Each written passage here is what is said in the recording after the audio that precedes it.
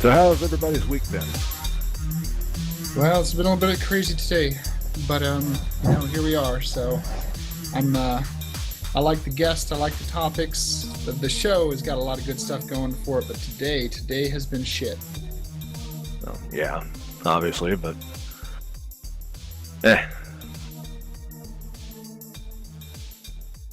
Well, for any of our listeners that are tuned in, we'll get around to having a little bit of a discussion about the passing of one of our fellow citizens. But we're going to try to stay focused on what we're signed up to do every Wednesday. So we're going to talk some Star Citizen in honor of Mr. Eric Auberg, Jarman, and right. All right, hello and welcome to Station42, your Star Citizen community and content-focused talk show. Today's talk show is hosted by Mr. Traz Ion, the local admin at the Star Citizen Facebook group. Hey guys, that's me. And it's also I am Godric, your guys' technical lead. And he's golden. That's our boy. So anyway, in tandem with our shenanigans, our show is possible thanks to the technical expertise of Mr. Godric. We also have a certain writer who hasn't wrote commercials in a while, nudge nudge, but he is still hopefully there and he is still working with us. Irv Nation, may his alliterations carry us into the afterlife and maybe to battle first. And let's not forget today's generous sponsor, Arena Commander Bad Ops 3. Those bad boys are at it again in an all-new adventure featuring Aaliyah Letalson as Sarah Lynn. Follow Jade Horse and Banshee Squadron as they bring the fight to the Vandal home turf. With an all-new features, including Make a Mission and Rapid Flight, you have the freedom to make the game your way, or join into a flight at random with other real players across your local system. Fly the mighty Retaliator bomber, or connect with Star Marine buddies and lead the ground assault to the Redeemer gunship, taking out ground targets along the way. 10% of all proceeds from launch day go to the Vega Relief Fund. Electronic Access, the way to play. And finally, our broadcast is strongly supported by the Star Citizen Facebook community, also known as Ready Player One, the epic info of the Star Citizen subreddit, Twitch, Twitter, and of course the amazing people at CIG who keep our community alive and thriving. And with all that crap out of the way, now we get on to the good stuff. Today I'd like to introduce our special guest, Jizmak, a fellow Star Citizen and pirate, killing it all the way from Flowrider. He is a backer sporting the moderately sized fleet currently flying the 4 SCUM. Hello, Jiz. How's it going? Going good, everybody. Hey, what's up, man? What's up?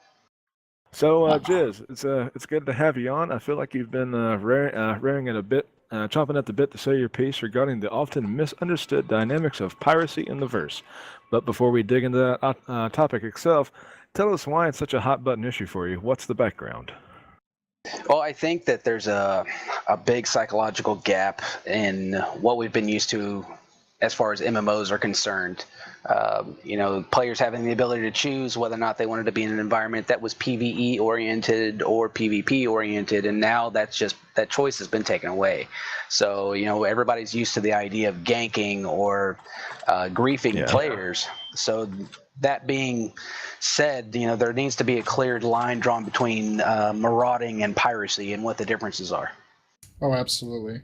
It's an interesting thing too. Like, when you go back to other games, you see like open world PvP, and then you see games that try to like force it into a specific area. Like, Guild Wars 2 has the mists where, all PvP happens there. World of Warcraft, even on a normal server, they had all the arenas and the things you could join for specific PvP battles. Even on the open world servers, as the servers aged, you saw that basically open world PvP almost never happened because people never had any reason to cross paths or compete for the same resources. And by the nature of a MMO, it's mostly it's all about gaining standing, but very rarely does one side have something that the other side has to have unless a reason to fight is artificially generated. Yeah, I agree. The marauding in and of itself, I think it'll be there. None of us can really deny that fact. I think in the end, though, the community will probably filter it out Sure. especially once everybody figures out that it's just not profitable. It's just not. Make sure, well, you might need to like define for us, like you and I have spoken about this before, and I understand it. I've come from a background of PvP and PvE. I get it, but marauding, that's a great word. So tell our listeners what you mean by marauding as opposed to PvP, as opposed to griefing, etc. Okay. What's the best way to word this? When it comes to marauding and in a sandbox view vacuum, I guess, of Star Citizen itself, every bullet you send at someone else is another UEC. It's another credit. It's like the old Chris Rock stand-up skit where he talks about, don't make the guns expensive, make the ammo expensive. Exactly. When somebody, when you've got 4 guys ganging up on somebody, and it's like they, you see a wreck there and somebody flies by and it's like, oh shit, they put $50,000 worth of bullets in his ass. He did something, so I think that will drive marauding down. The other factor in it too is scrap just isn't that profitable off of a Mustang or smaller ships like that. You have a Gladius or something. The scrap value can't really equate to the amount of time, ammunition, fuel, repair required, etc. So I think that the only time that we'll ever see marauding is whenever there's some sort of third-party financial backing there, not an individual group of people just going around terrassing around the verse just to wreak havoc.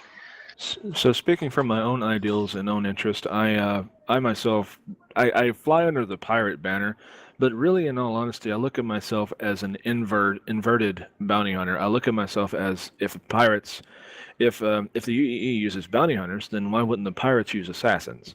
And so I see myself as a kind of a neutrality, kind of a gray character. How do you think, you're thinking that a third party would obviously go into effect there as well, correct? Correct, absolutely. There's no reason, because as pirates, we really have allegiance only to our fleet and to whoever's paying us.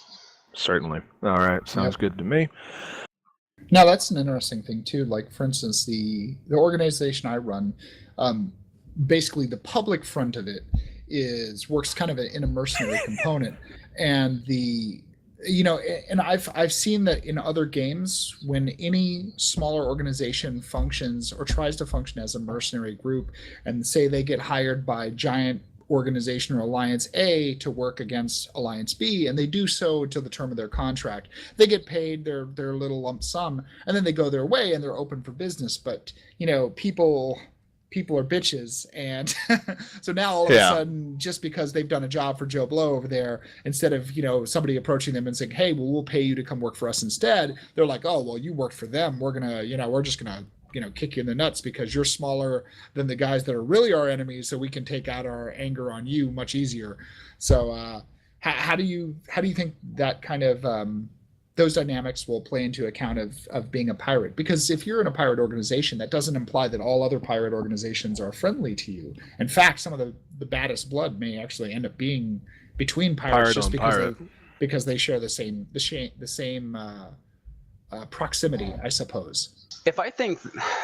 If the leaders of the pirate organizations are smart, and they're all brilliant men, this isn't going to happen, so this is just some sort of weird twisted pipe dream, they would work together to control an area and distribute assets equitably in some form or fashion. Right. That's a best case scenario. Worst case scenario is the outlands and contested territory end up just in a gank fest. This pirate fleet is now going to go and sit at this jump gate, and it doesn't matter that you're another pirate fleet. Hyper competition. Hyper competition and diplomacy is going to have to come in at some point, or else we're just going to diablerize one another, is what will end up happening. And the only thing that will save any of us is LTI.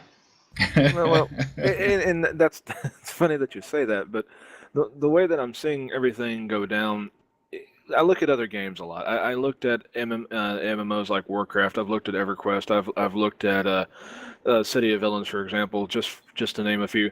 And every single time I'd ever go to a hot zone, a PvP zone, sometimes a very rare thing would happen where, like, I would be playing as maybe a horde rogue one day, and the alliance guy would actually be nice.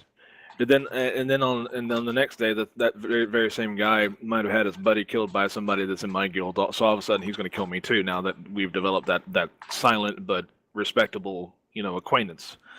And so, do you see things like that happening possibly, where like maybe the good guys or the bad guys would just stand down, kind of bow heads, and just kind of go the other way? I think that in this game, we'll see a lot more of going the other way, simply because of the fact that every one of our actions are tied to a cost. Exactly. I can repair my durability of my sword in World of Warcraft for pennies worth of effort and continue down the road. If Star Citizen had the unique thing that we all experience in EverQuest, if you play it, called level looping, Twin Blades of Azenov. I hate to hearken back to my days as a gnome necromancer, but That's funny. I remember. You dirty gnome necromancer. I know your type. I would sit outside of Sibelius and just pull corpses all day long and think, "Oh my God, you idiots! You're just making me rich. Thank you for this." Yeah. And what server did you play on? Seventh Hammer. Okay, so blue server, right on. That was before they converged everything and did what they did. I had already abandoned the game after Dungeons, whatever the hell it was. Lost Dungeons of Noroth. Yeah, that. That sounds good. Really, what it boils down to is I think our community really needs to learn about the difference between piracy and marauding. And for my fleet in particular, I don't know how a lot of pirate fleets are looking at it, but I suggest that they take a page out of our book, not trying to gloat or anything, but piracy can have honor. It can exist. Just because you've already got somebody in a 3 versus 1 or a 4 versus 1 scenario, it doesn't mean that after they've dropped cargo and complied that you blow their ass off. Yeah, that you do that. Right, that's wrong. It's bad for business. What you want to develop a rapport with the community in a positive way, even though what you're doing is obviously hurting the players themselves. You don't want to you're already being an ass. Don't be more of an ass than is absolutely necessary. I think that what it was said at one point that if everybody knew that Blackbeard wouldn't take prisoners, then Blackbeard would have been dusted way before he ever got famous. Well, it's not. There's a knife's edge in regards to piracy. They have to believe that you're capable of violence, and that the threat exists to the point where they will lose their lives. Right. So thus, if you've got a good mix of ships and you're in that 3-to-1 scenario or 4 versus 1 scenario. I don't care what you're running, an Idris, it doesn't make any difference. The right pirate mix of ships and you're going to lose, Yeah. There has to be game mechanics that support a lot of different layering of options. In other words, if you're put in a position where your options are, your only option is either comply or die, that doesn't give you a whole lot of wiggle room. There needs to be reasons that a pirate would need to board to check your cargo. There needs to be reasons why the pirate wouldn't just kill you. There needs to be reasons why you would want to go ahead and give them part of the cargo and stay alive, because it's more profitable for you to stay alive, just like it's more profitable for him to take some without killing you. So they've got a lot of work cut out for them to finagle that. Well, they really already have those mechanics built in for the most part within the economy itself. It takes money to get your ship from A to go mine at B and then venture on to C. And that's, think of, Mario running along with, instead of him picking up coins, the coins are leaving him. Right. So, and you don't get that back until you get to your final destination and deliver that cargo. So if Pirate wants, this particular item of cargo that he has scanned in your ship, he wants, 5 units of the titanium that you've mined. Right. And in order to let you go, Pirate has done nothing but sit on his ass and wait for you.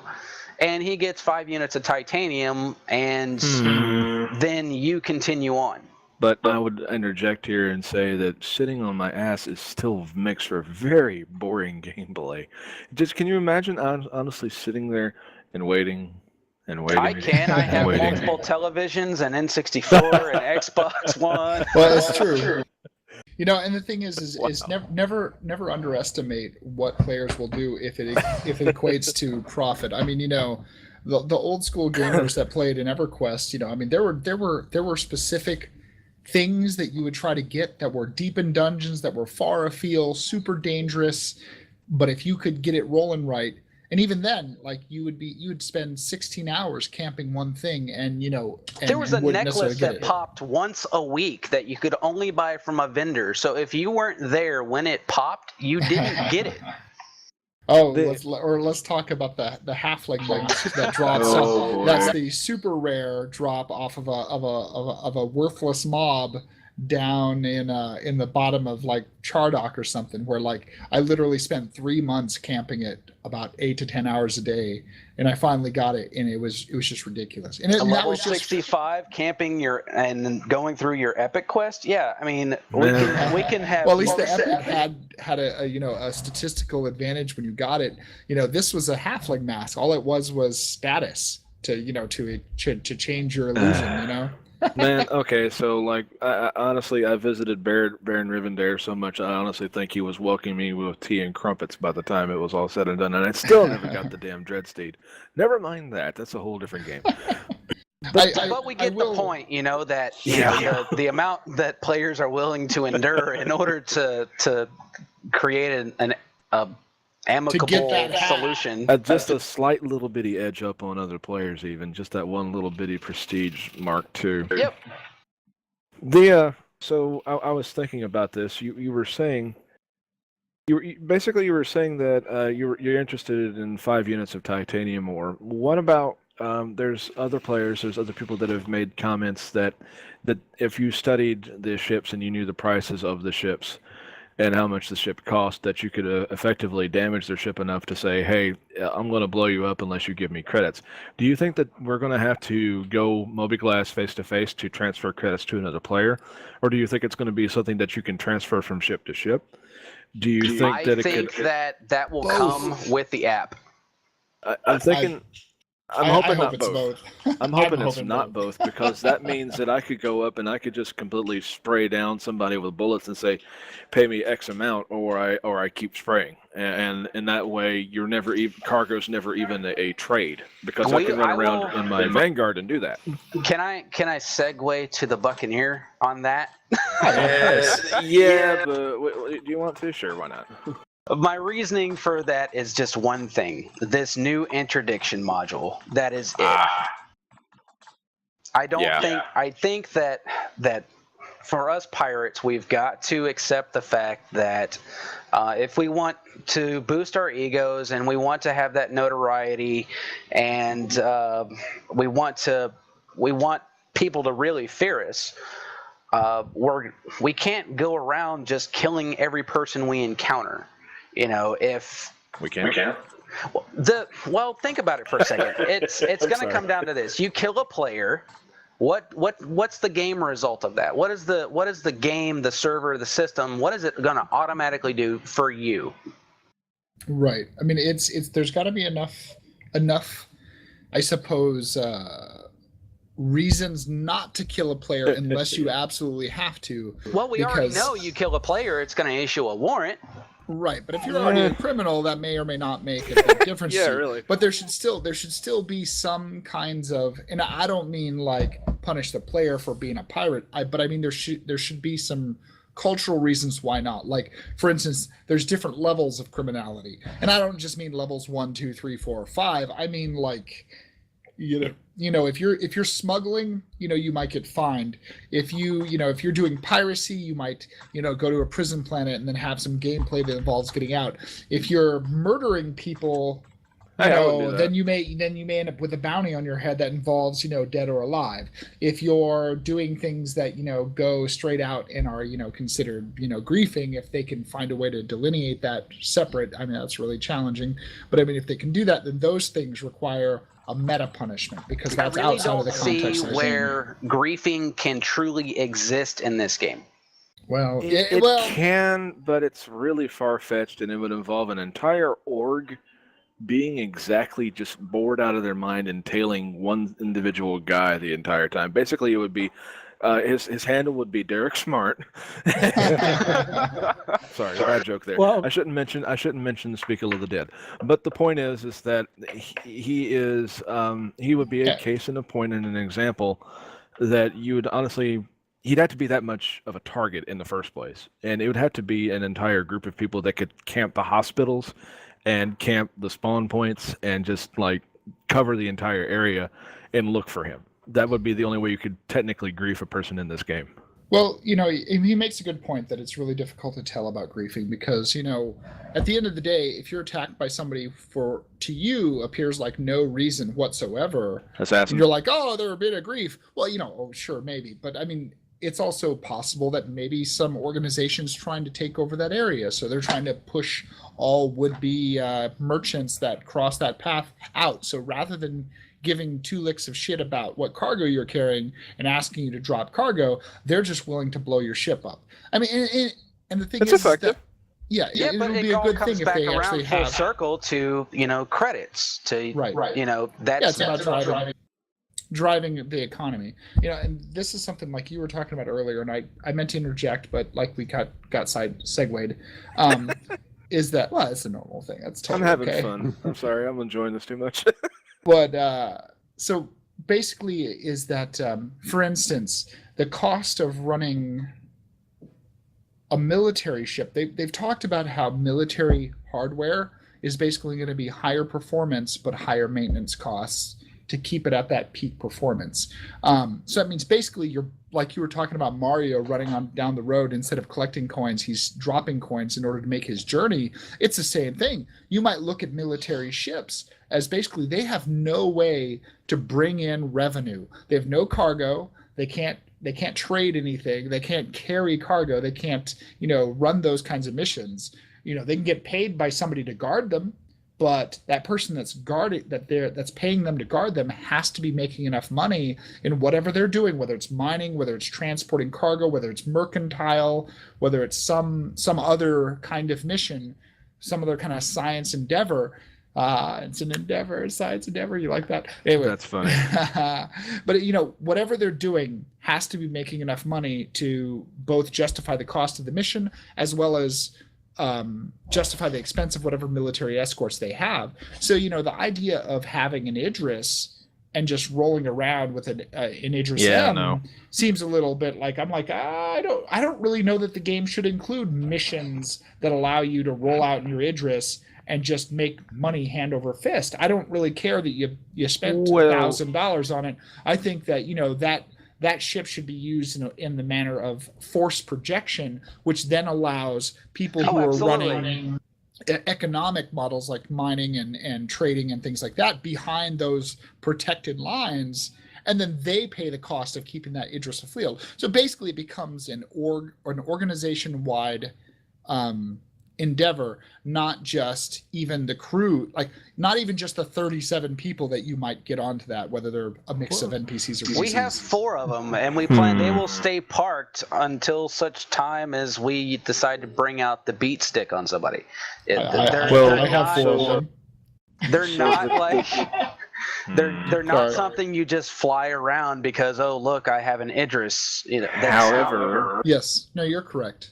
But there are these ships like the Reclaimer, for example, that they could just make money over fist, just scooping up dead parts from people, and then you have the giant Orion mining vessel that can just mine away. So why not an Idris? This is my better question there. Why couldn't there be a few, not saying a lot, but a few Idris specific missions, like go protect this section of space, we're low on people, and we need a military frigate-sized ship to go in and just patrol this area. And you might get like some baddies, a few here and there, but I don't see why a large vessel of a non-military class should reap a profit, whereas a large vessel of a military class should be a detriment financially. Well, I don't know. What's our guess? Well, Chris Roberts has stated that he is definitely going to make sure that we have some ripple effects. I see that personally, judging by my experience in MMOs, that there will be a call for that, for Idrises and things of that nature, from the, I guess, military. Or even pirates. From not even from the pirate perspective, but from everyone else perspective, the loyalists and etc. To go and fight Vandul and what have you. I see missions like that occurring, where you've got to go do stop the Vandul from taking over another planet or what have you. Things like that will probably happen. There will probably be missions like we saw in World of Warcraft, where there's resource gathering and dumping at the large cities in order to win some sort of arms war. I was thinking about a Banu blockade, as you were saying all that, to try and keep smuggling operations at bay, but... Oh, yeah. I mean, there's the possibilities are limitless. I mean, they could, from a programming perspective, they literally could force it to where you can't accept the mission unless you are sitting in the cockpit of an Idris. Right. Here's my only, I agree that it's absolutely 100% possible that they could make those kinds of missions, and that would definitely be a bone thrown to the players that want to, low crew their Idris, or get use out of an Idris with just, minimal other player interaction, because they're going for a more solo mindset, more casual mindset than say like EverQuest, where you really, if you wanted to do a big raid, you had to have the people. If you wanted to, do a group, you needed a healer, you needed a tank. There was just no doing it without the right people. And if you didn't, then you either soloed, or you went and crafted, or you did other things. And luckily the game had other things to give you distractions, it was enough of a living sandbox universe, even though... Or you were a god. Or you were a necromancer and you just soloed. Yeah, and you just slung skeletons at things and just didn't care. Right, but but here's my problem with that, or here's the problem that I would prognosticate with that. I think I know what you're going to say, and I think I've already developed your answer, but I'm going to let you surprise me. Go ahead. Well, it's that it comes down to economy. They can control their economy, and they can give you a mission that says when you complete this mission with an Idris, it's going to pay out 52,000 UEC, and then you can divide that 52,000 UEC amongst your 10 players, and then you can cut a portion of that to pay your NPCs and et cetera. But if that doesn't closely align with the amount of pay that players are able to fund in the more player driven side of the game, in big orgs and things like that, you're going to have a thing where basically the owners of those nobody wants to do it. Right. Owners of the ships are either going to go to all PvE because that's where the profit is.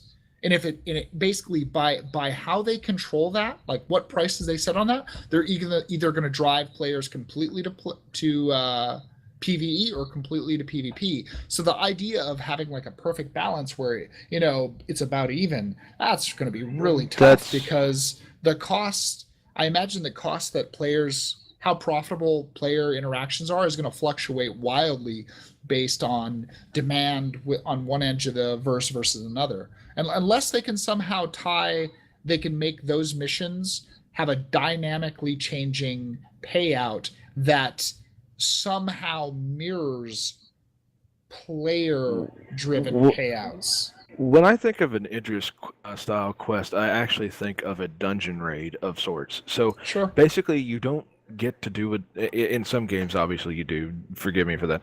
But let's just assume, for example, that they didn't give Idris quest out all the time, and let's say that they had maybe a cooldown or a timer on them. So you can control the economics of the situation and still keep that Idris running in the system, but they have to get through their mission to get the money to make the Idris happen. They can control that part of the economics first. So they can just simply deny the right to the lucrative money mission until a said time that they know that the player base needs them. That's one example. Example two is to hike, or the prices are going to fluctuate given to the location. If you live next to a missile factory, you can expect missiles to be cheap. If you live next to a far away from said missile factory, you can expect it to be higher. However, the one consistency that they're going to have is insurance and interest. So let's assume that if everybody's got this stagflation, way too much money, not enough to do, everybody's dropping what's the old Diablo 2 item, Jordan's Tears? I can't remember the name of the item, but the point is everybody was trading in the gem instead of the gold because everybody had gold hand over fist. So they would Jordan Stones, I believe was the name.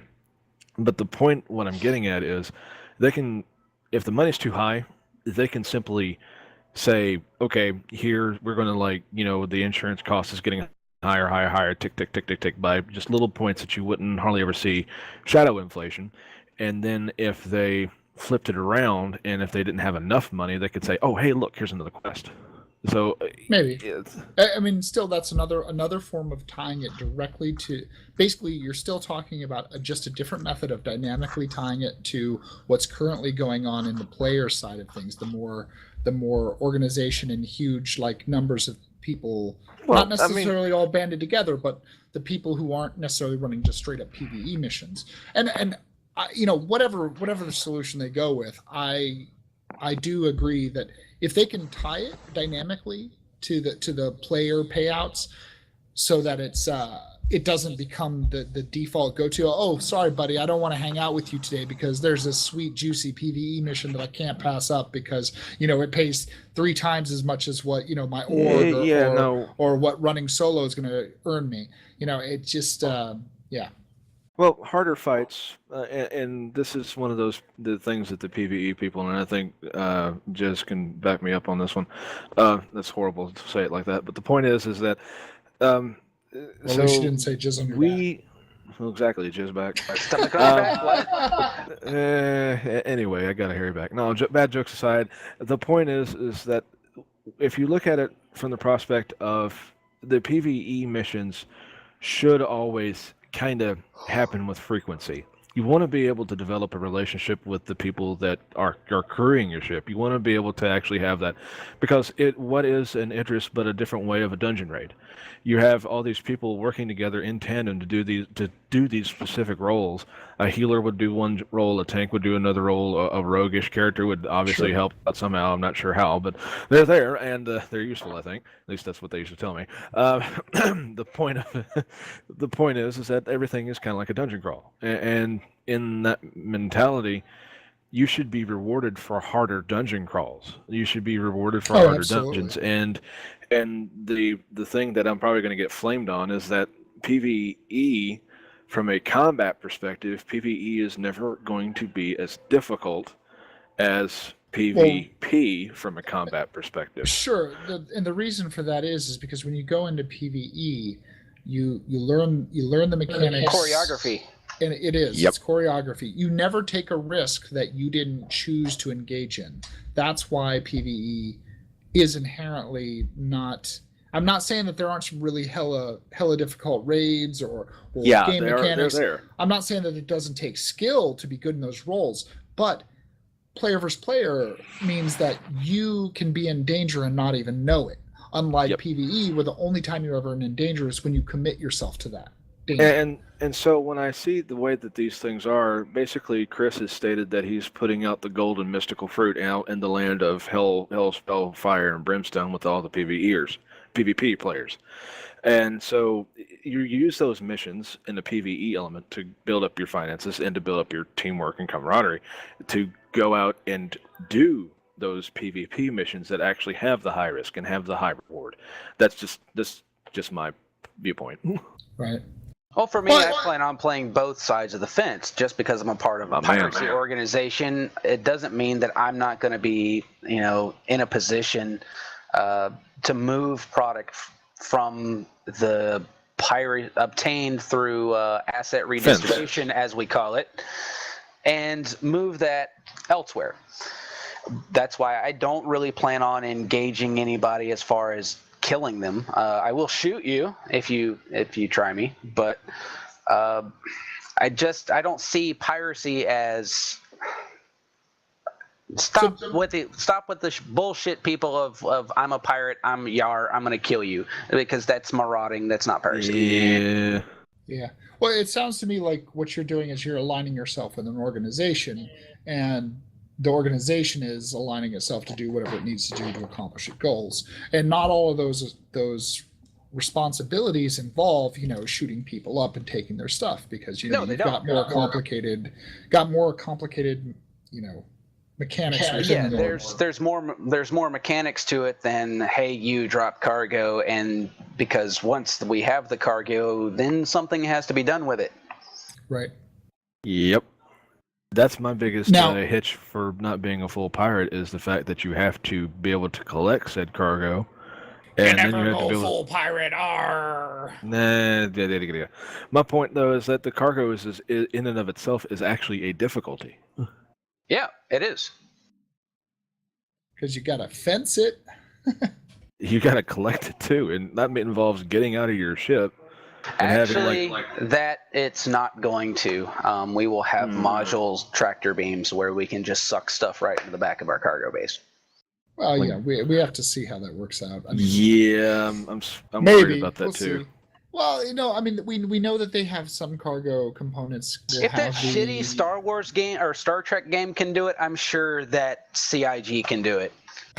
Yeah, but the problem there is what do you got, like a vacuum tube once you get it close enough? I mean, that's the question. How are you actually without breaking immersion? Did you see the Caterpillar sneak peek where they were showing? I haven't. They gun. Did a little... I've seen the gun. Yeah. No, not the gun. That they had. It looked like a gun. You walked onto the balcony, and it was just a constant cursor that wouldn't go away. And everywhere he turned, it was like this beam that was going one side to the other. And when he looked out to the side, he could see the doors are open. Maybe. That's it. Not sure that sounds. Oh, okay.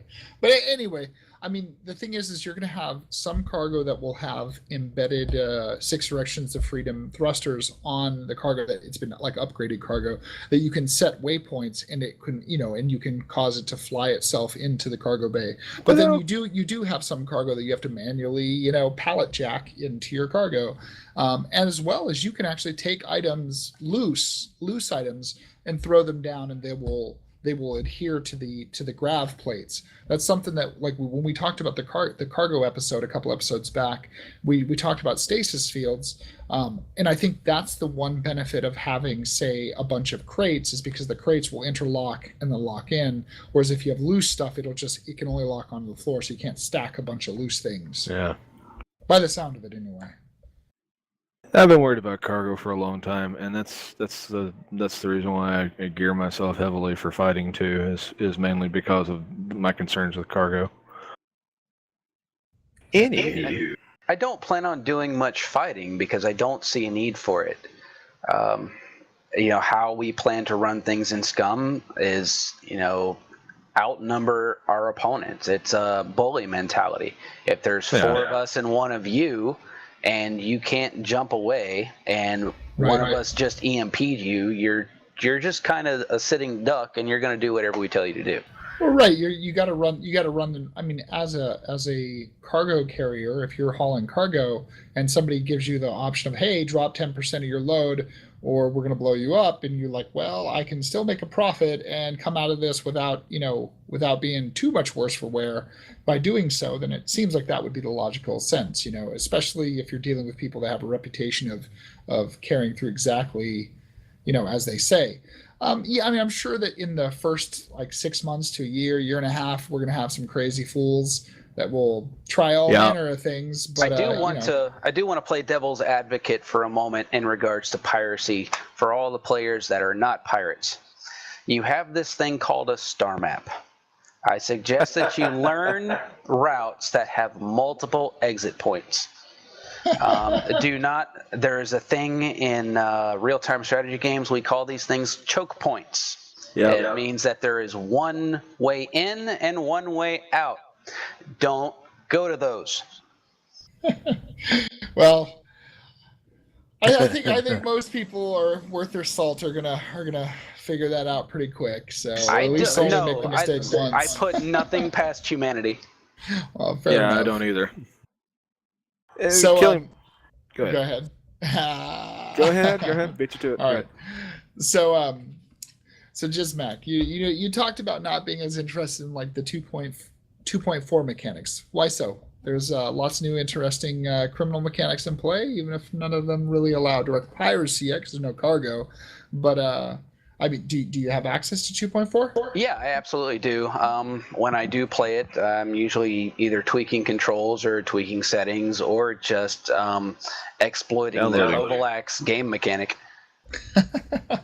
I played around with that. I don't really know that Kovalex is really that much of an exploit. It's a non-combat way to acquire credits pretty quick, but it's not really. I don't know. But it lets me play with the controls. It lets me play with a working warlock. Oh my god, and it lets me just play by myself solo. I don't have to go out there and deal with any of the rest of the stuff. Yeah. The ICC missions actually pay out pretty good though. I think the last time I did one, it was almost 3K for mission 1 or something. It was pretty nice. It does upset me that if once you hit level 5, that if you die, it's a 15-hour in-game cooldown. Oh, that doesn't upset me at all. I think that's freaking awesome. I'm sitting at level 5 right now. If you're watching the Twitch stream, you can see my dumb ass flying around. Oh boy, I've been meaning to watch that. It's okay. I like what they've done. I feel like the culture has changed significantly because of the repercussions of your actions. Well, I think that'll play a lot into piracy and how pirates act and how marauding happens when it does. That's another thing. I don't think that marauding is really going to happen. It'll happen a lot in the early days of live. Sure. And then it will die off very quickly. And if somebody randomly attacks you after the first year of the game being live, it's probably not a random attack. It's probably either somebody paying somebody to do what they're doing, or they're the one-off asshat. One-off newbie or something. No, I can agree. Even in the PTU right now, as a level 5 criminal flying around, I don't engage somebody unless there's profit in it. Because why am I gonna I can't go and land at Cryastro for an easy repair without dealing with a bunch of security, and and I don't want to spend the money. So why am I'm not just going to engage some random flyby unless they just happen to be in an area where I'm going to get paid to kill them, and which is kind of cool. They have some missions in there that do pay you to do that. So it's interesting, and it's the same thing if you're on the UEE side. If you're playing lawful and you're flying around, you're not going to attack anybody because one thing will undo all of your work, and put you at a disadvantage. Yeah, it's pretty nice. I feel like even though a lot of people have complained that 2.4 only adds a couple of things, and I get it. So there's a little persistence. There's a little bit of item port optimization. There's clothing. There's all these small changes. but the way all of They're those really small big, changes, small changes. right? On the back end, they really are. They're proof of concept. It doesn't matter that there's only 6 jackets to choose from. What matters is that, like, now you actually have something to spend money on, and there are actually, jobs to make you money, and you can play a good guy, you can play a bad guy. I mean, it's not perfect yet, but it's done. It's a huge change. It's beginning to be a concept of variety too, though. You're beginning to actually differentiate yourself from having the same look as everybody else. Yes. I mean, that's the thing that I've been looking for the most. Every game developer that's listening to this is going to probably want to crawl through their monitor after I say this. But in my opinion, programming everything that what we see in 2.4 is much harder than drawing the pictures of doing textures on a jacket. Sure. I've done textures for Kerbal Space Program. I've done my own parts for that game. Building out the configs and making the mods and all the things for that was a lot harder than making the individual items themselves. Yeah. Go ahead. I think that you're right, though. I mean, and after a point, you start off with a template. This is a jacket item slot. Some programmers already developed that, so now I know I can make this jacket like this. And I know that it can be red now, or it can be blue, or it could be, yellow, or whatever I want. It's just changing texture hues is a lot easier than programming the fact that jacket can come off the rack and end up on the player's back. And animated too. All right. Well, let's see. We've been hearing tell that 2.5 is getting close to release to PTU testers, so that can only mean that 2.4 is on its final stages pre-live release. What kind of features are you guys hoping to expect from 2.5? Go-go dancers. Go-go dancers would be nice in Cryastro. As I'm getting refueled, that'd be great. I want a bacon. I want a top hat with bacon for the. I want just a pole in space that says this is pirate territory.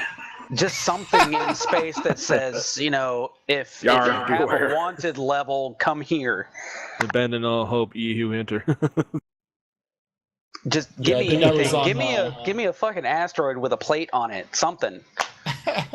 That's funny, actually, because I think the last time I was sitting there doing my own little piracy bit, running around like stalking comma rays, trying to test out how exactly you get paid for killing people there, and I watched it was it What the Fuckosaurus? What the Fuckosaurus? No, it was it was Bad News Baron. He's like, come on, guys, come to Korea. I'm a level 5 criminal. Come get some. Damn. paying for people to come to Korea for FPS. Wow. Okay. I did have a good time in Korea, though. Like Sorry, I had to. Well, you can actually find booze in game now. You can find it in chests out in derelicts and such, and get paid for it. You kidding me? No. You can find the watch the video, man. I found a couple of bottles of the Radagast in a box. There's a whole bunch. Half of them are empty, but you can pull them out. And you get 536 AUEC per bottle, and you get 2 bottles per crate. Yeah, it's nice. What I'm hoping is, I don't know how many of you have actually delved into your game files and seen what's lurking under the hood. There's a lot of stuff there that's either partially built, half built, has the early workings of being built, or is completely finished, but they just haven't handed to us. And I think a lot of that has to do with the item system that came out in 2.4.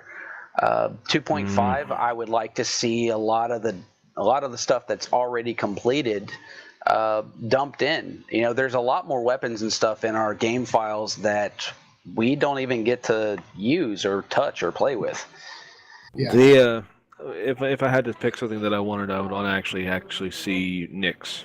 I would want to see Nyx being a spawn point and the jump point actually working to Crusader and then back to Nyx. And I dare CIG by 2.6 to actually have female characters. Oh God, I know. It's a little crazy. Like my sweetheart, she's she's Mad. halvesies with me on my assets, and it's like, you know, a little. She might be a little pissed off, like when you Might be. you know, when you spent over 10 grand personally, you know, on ships and backing a game, and they just continue to move on with, you know, just a male avatar. It's like, Well, when Chris Roberts explained it, he gave good reason for it, and I can't deny it. I mean, I can agree that it sounds like a good reason to me, but it doesn't really matter if they changed it around and we were playing a female character, and you're like, man, when are we going to get to play a guy? You know, I'm tired of running around in a pink dress. You know, that's the thing about it. I argue that simply on the basis of the female blood elf. I was about to say, as many times as I've seen guys playing as female characters in video games so that they had something curvy to stare at, I think they should have started with the women and the guys. Well, in my opinion, I mean, if you think, you know, if we've backed, you know, over $100 million with only like 3% of our player base, you know, being female, I mean, think of how much more money we'd make if we actually had both genders represented equally in the game. Probably the exact same amount. Probably. You know, I think that's a bit of a biased statement because, you know, I mean, girls like Star Wars, girls like, you know, Firefly, they watch Star Trek. You guys could do a whole nother episode on gender bias in gaming, okay? Sure. It exists. It's a real thing, but, you know,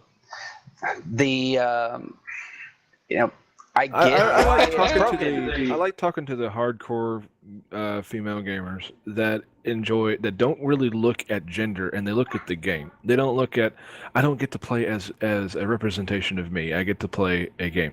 Because in all honesty, if I could, I wouldn't even be playing human. I'd be playing like, you know, a vandal or something. If I could, I'd be playing something else other than human off the bat. Sure. I mean, really, we just, you know, I mean, we're all gamers. I mean, I get that, but it's really easy to say that it should all be gamers when, you know, we have the whole game is in our favor, you know. So, anyways, but right, like, you know, moving on, because that could be a whole other discussion and episode. So the Buccaneer sale is ongoing. What do you guys think about the every 2-day moral dilemma questions that they've been releasing? Moral dilemma? I got one of them, the day one question. I didn't do any more than that. Okay. Yeah, they're on 3 now. Correct. Yep. What surprises me about that is with a ship like the Buccaneer, I would expect people to answer like pirates, but instead everybody is answering like, you know, what they would probably do in real life, aka the morally right thing. So I don't think that the questions are very well representative of a pirate mentality either. But that's the thing too, though. Also, is how many people are actually pirates that are invested into. I mean, the question really should be, if you buy the ship, you get to choose the question. And what I'm seeing is that a whole bunch of people that probably aren't buying the ship are getting to pick for the ship. So doesn't that create a kind of a problem ethically? Well, I would suggest that since we don't know what it's picking, that the answers are actually completely irrelevant.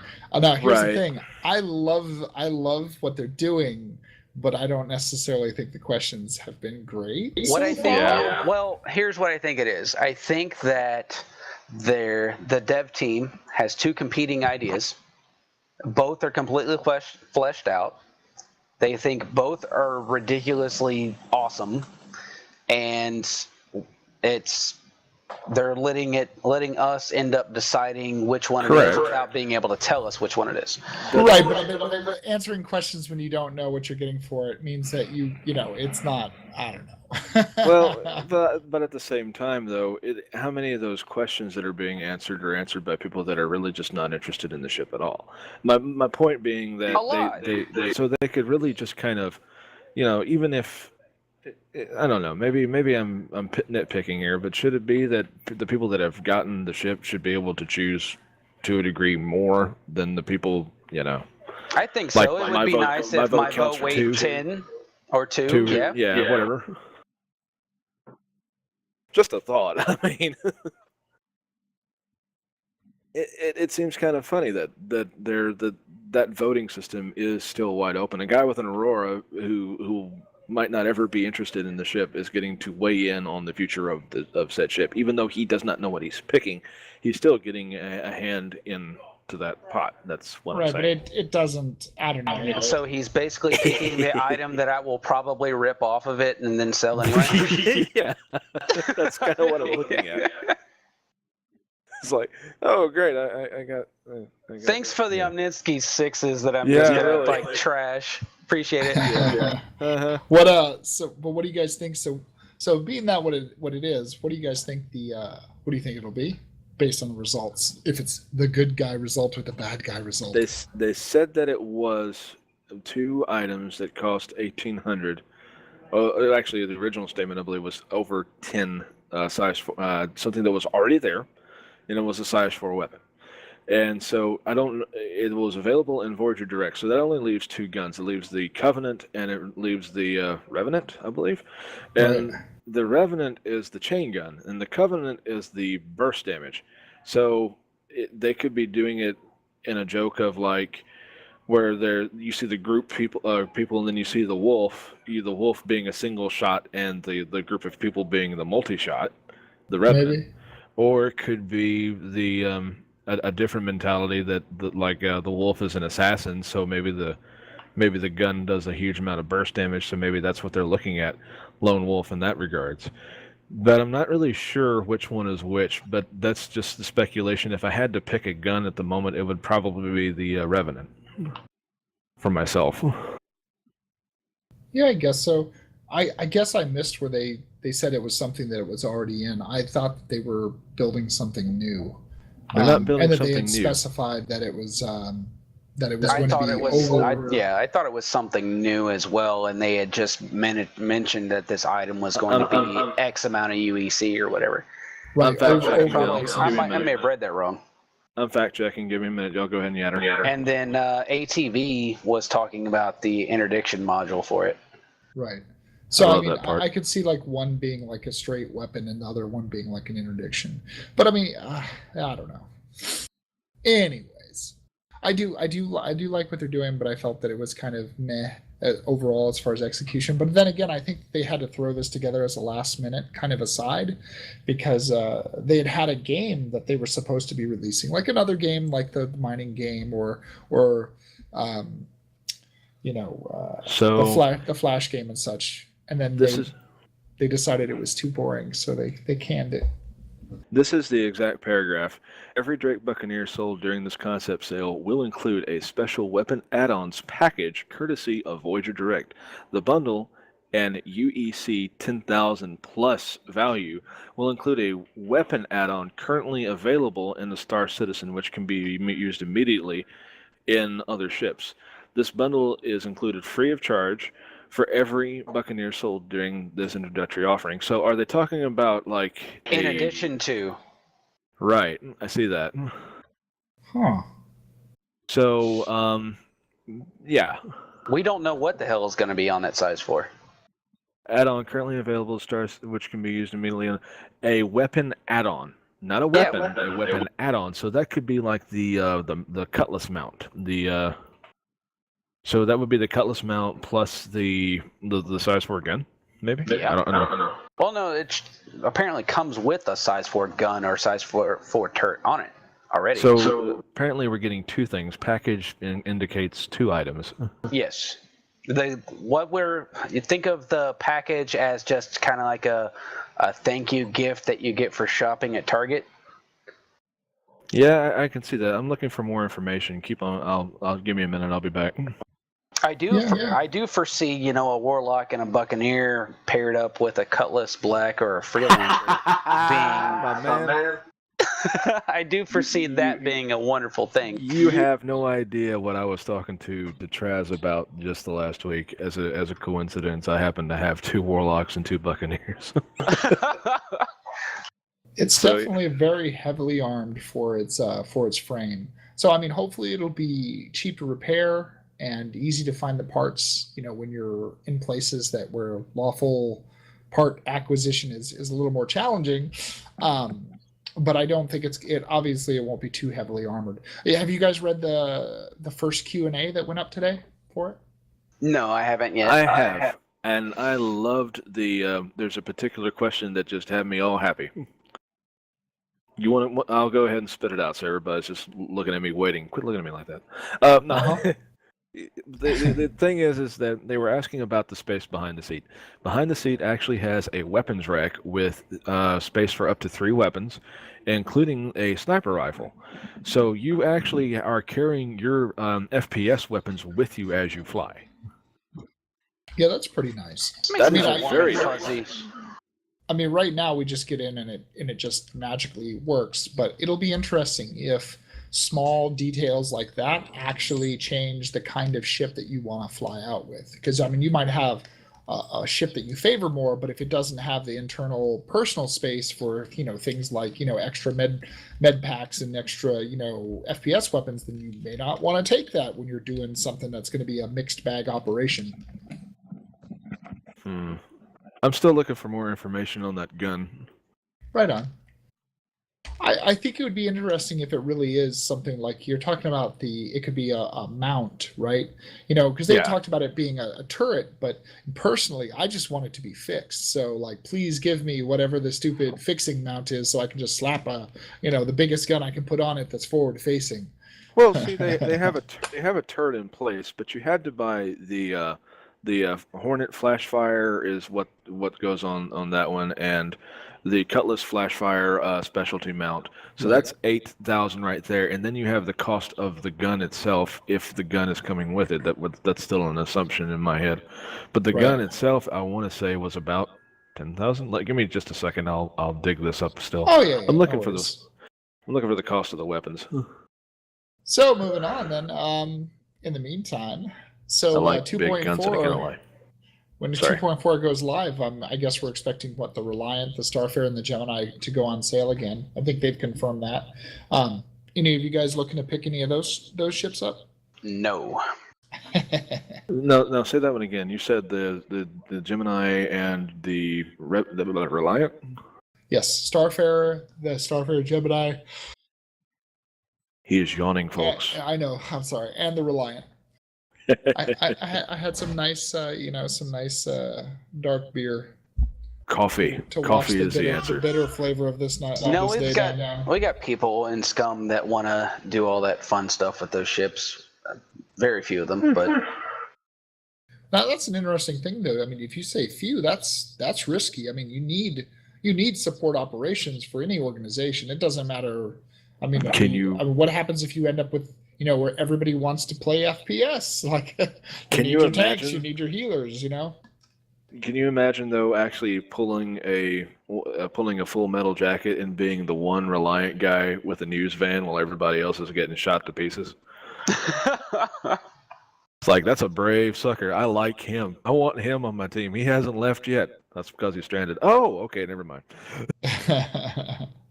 I'll turn your attention to the Twitch stream where I'm about to steal one person's ship, blow up another person's ship, and then crash the ship into the third ship while ejecting with my sniper rifle. And I destroyed all 3 ships because I wanted to make sure that they couldn't get away. By the way, just for record, Travis does not brag. He advertises. What? See, that's an advertisement. That might as well be a place your ad statement right here. Boom, boom, boom, boom, boom, with the James Bond music, and then talk to me. I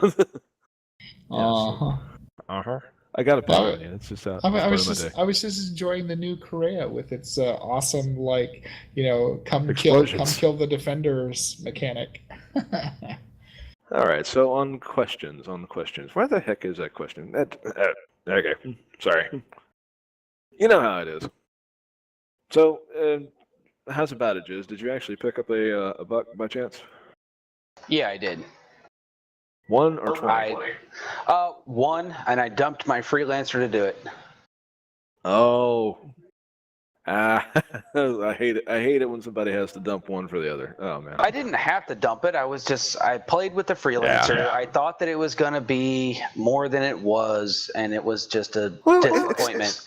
It's still going to have a lot. I picked up the DUR because I wanted to be able to explore as a side gig whenever I got done having everybody kill my first character and second character and so on. But I picked up the DUR because I wanted to have something that could be both a duality of a lighter hauler and an extended range. Just go out there and do something. Yeah, I thought about waiting around for MIS to come back, and I just got so sick and tired of that ship, I was done. Ow. Okay. Well, Well, at least you got something else that you like. I don't know yet. Well, that's the thing about it. They say that it's supposed to be a kind of a team-oriented ship. That's the thing that I've been picking up on. When they say it's for Cutlass and Caterpillars, but in reality, if you go and read the questions, they say that it should be able to work in tandem with just about anything.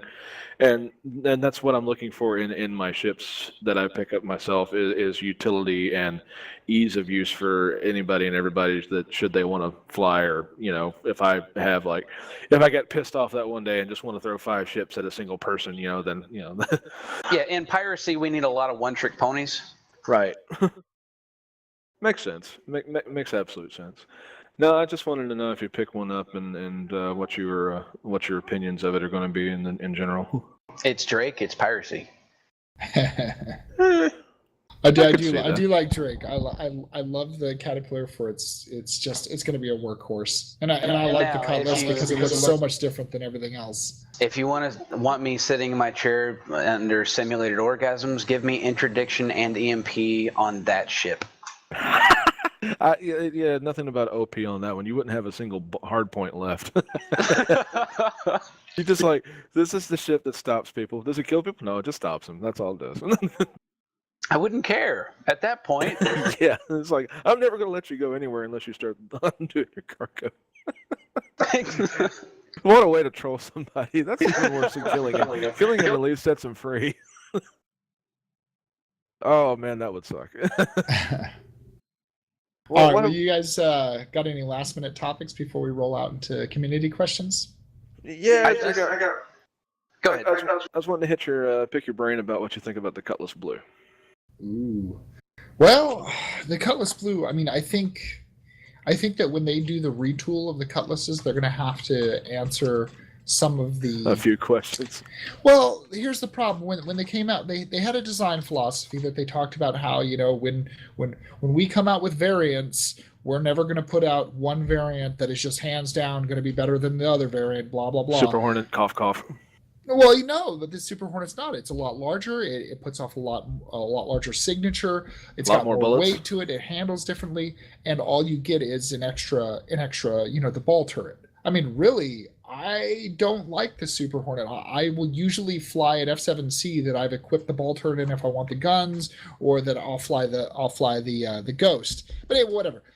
Beside the point, the Blue, just hands down, it has missiles stock, whereas the Black used to have missiles. They took them away. So there were complaints that, you guys took away the missiles on the Black to make the Blue look more appealing, whereas the Blue was $150 compared to the Black's $100. Now, it's obviously the game's not out. It's hard to compare, but that little extra bit of cargo space that the Black is supposed to have, is that really worth that difference? And and then you got to look at what's the Black stealth? The engines were rated as they were named in a convention that made it signature. Yes, but we still haven't seen the kind of the advanced sensor gameplay that's necessary to make those signature systems even make a lick of difference, really. Aside from maybe being a little bit more dodgy versus missiles. And I still haven't figured out how to shut down my ship yet properly. So you could do that in the old 2.0 patches, but in 2.4 they changed all the keybinds, so I don't even know where the auto shutdown, all the things is. I just got to dig through it and find it. I'm sure. Nobody knows. What about it, Liz? What do you think about the Blue? What do you think about basically the police paddy wagon being with the same company that makes the pirate ships? I think that CIG really tried in their ship development to play both sides of the fence, to have all of their companies in Meta be able to offer a product across the different realms. It's just like how Chevy makes a police cruiser. They also make trucks. Makes sense. Basically, you're saying that they're trying to take advantage of a market that they're trying to build a market. It's trying to build up marketing and build up different manufacturers make different models of whatever, and having a company like Drake, for example, what we're talking about, make ships that are just focused on one market segment. That doesn't make sense in Meta at all. It just doesn't. RSI making ships that are just focused on one meta, unless they were making ships that were designed for just industrialized purposes, like we have what is that company that makes the big ass dump trucks and crap? You know what I'm talking about. So so in those instances, we can kind of draw a one-to-one with. So I think that's really how I feel about it. It's good for Meta to break that stuff out like that. All right, we're gonna go ahead and answer the live question. We have TG Yak, and how do you like that the Drake ships are being designed as a set of individual ships that can balance each other out? Anybody want to weigh in? Well, at least a recent question was answered. I don't know if it was in the Q&A, but they were talking about yes, the ships are meant to be a family and complement one another, but they're not absolutely necessary to work together. So I don't really know that you have to have like the full setup of Drake to do what you want to do.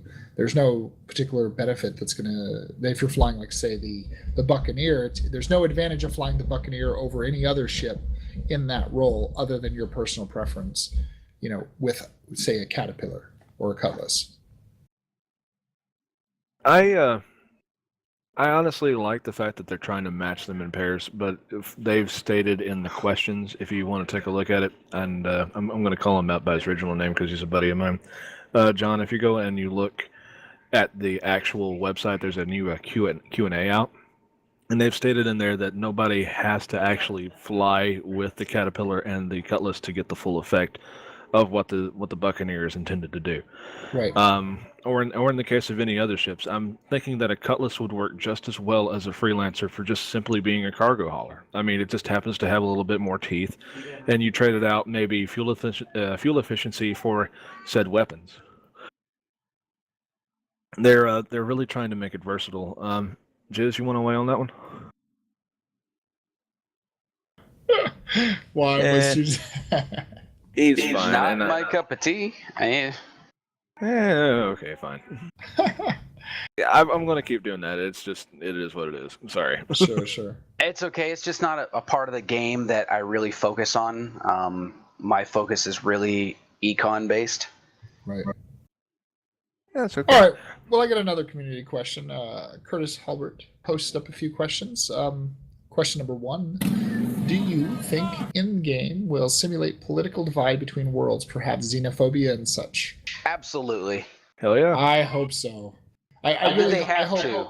It's impossible to do this game and not push pseudo-racism. Yeah. They're going to have to push political boundaries, and they're going to have to, that's what their goal is to create a living, breathing gaming universe that is malleable.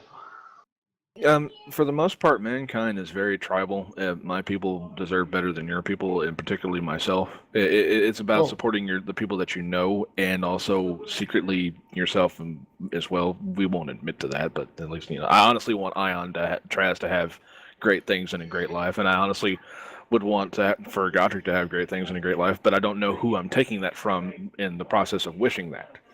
So it just doesn't make sense for them to actually not have a kind of a xenophobic, I don't like this particular group, I don't like this particular race, those darn Yarians, they did it again. I like that conflict. I like that kind of a struggle myself.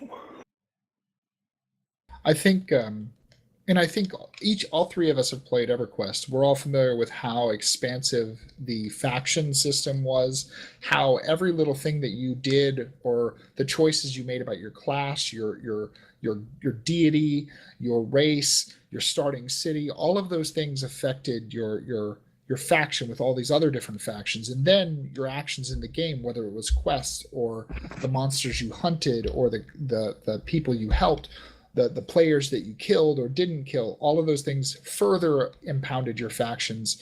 And I mean, I think if Star Citizen was limited to, pirates, UEE, Vandal, It's Xi'an, not. and Banu, it just wouldn't work. You're gonna have Yeah. to have, multiple human. You got to have two human worlds that are in the same system or in competing systems where they're so at economic warfare that they are literally hiring, mercenaries Yeah. on the sly to, bombard each other's shipping lanes and and poop on each other's crops. And and the UE Senate will not approve of that. It's like the federal government will be like, stop that. So like, who do you align with? Are you going to align with the UE, or are you aligning with the individual planets? It'll be really interesting if we as characters, when we finally get to start the game, can align ourselves with in-game particular group of organizations. people. In fact, yeah, exactly. I do and feel take like up CIG causes. could learn a lot from that old school SOE reputation system.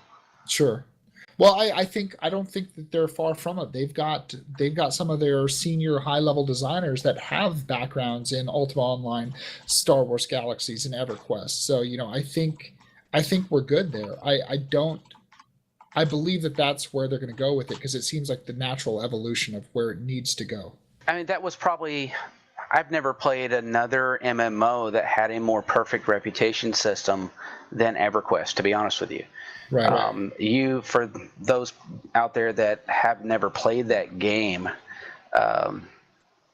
literally every action that you did, everything that you killed, weighed on something. So it wasn't just a random encounter. You could kill a rabbit and it would take you from hated to, kill on sight. Yeah. Oh yeah, and the different layers of it and how it affected your pricing and your accessibility and where you could go, where you could bind, where you could heal, where you could log out safely and sell. I mean, like I played on a team PvP server for 6.5 years, and like in the first year and a half of the game, traveling from say Neriak all the way to the west coast of Kelethan. Or not Kelethan, I'm sorry, Kinos, and trying to kill people over there. You had to stock up on food, you had to stock up on bandages, you needed to find some, either bring somebody with you that could rebind you so that you weren't screwed if you died, and you had to take into account all. It was survival. Like early EverQuest was almost.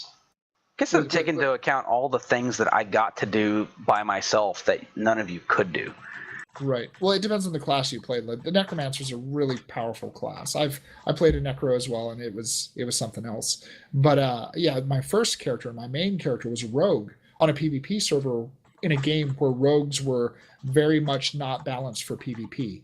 I was a great PvPer for my class, but the class itself was definitely a player versus environment oriented, performer. So we got a live question here. Go TG Yak is asking, will the star map show faction boundaries? And to answer that, I know that they will show race boundaries, like the Vandal live here, the Banu live here, etc., etc. I'm not so certain that they're going to show more fine-tuned faction boundaries. You might just learn about that you're in a certain area from traveling there or something like that, and maybe if you travel there it might pick up on your map, but I'm not sure as to how to answer that question. Well, I believe that they go ahead, Godric, go ahead. That kind of begs the question to me: Are orgs going to be able to control certain space? I mean, and not intentionally. Yeah, that's kind of what I'm thinking too.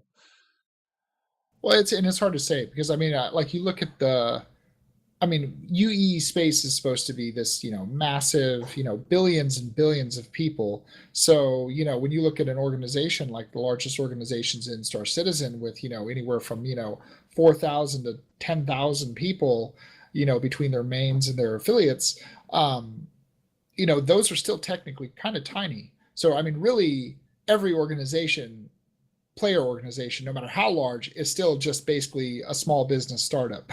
Right.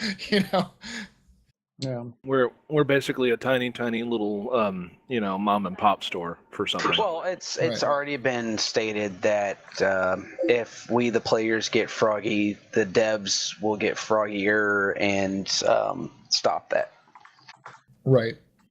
I still think that if I remember some of the older discussion about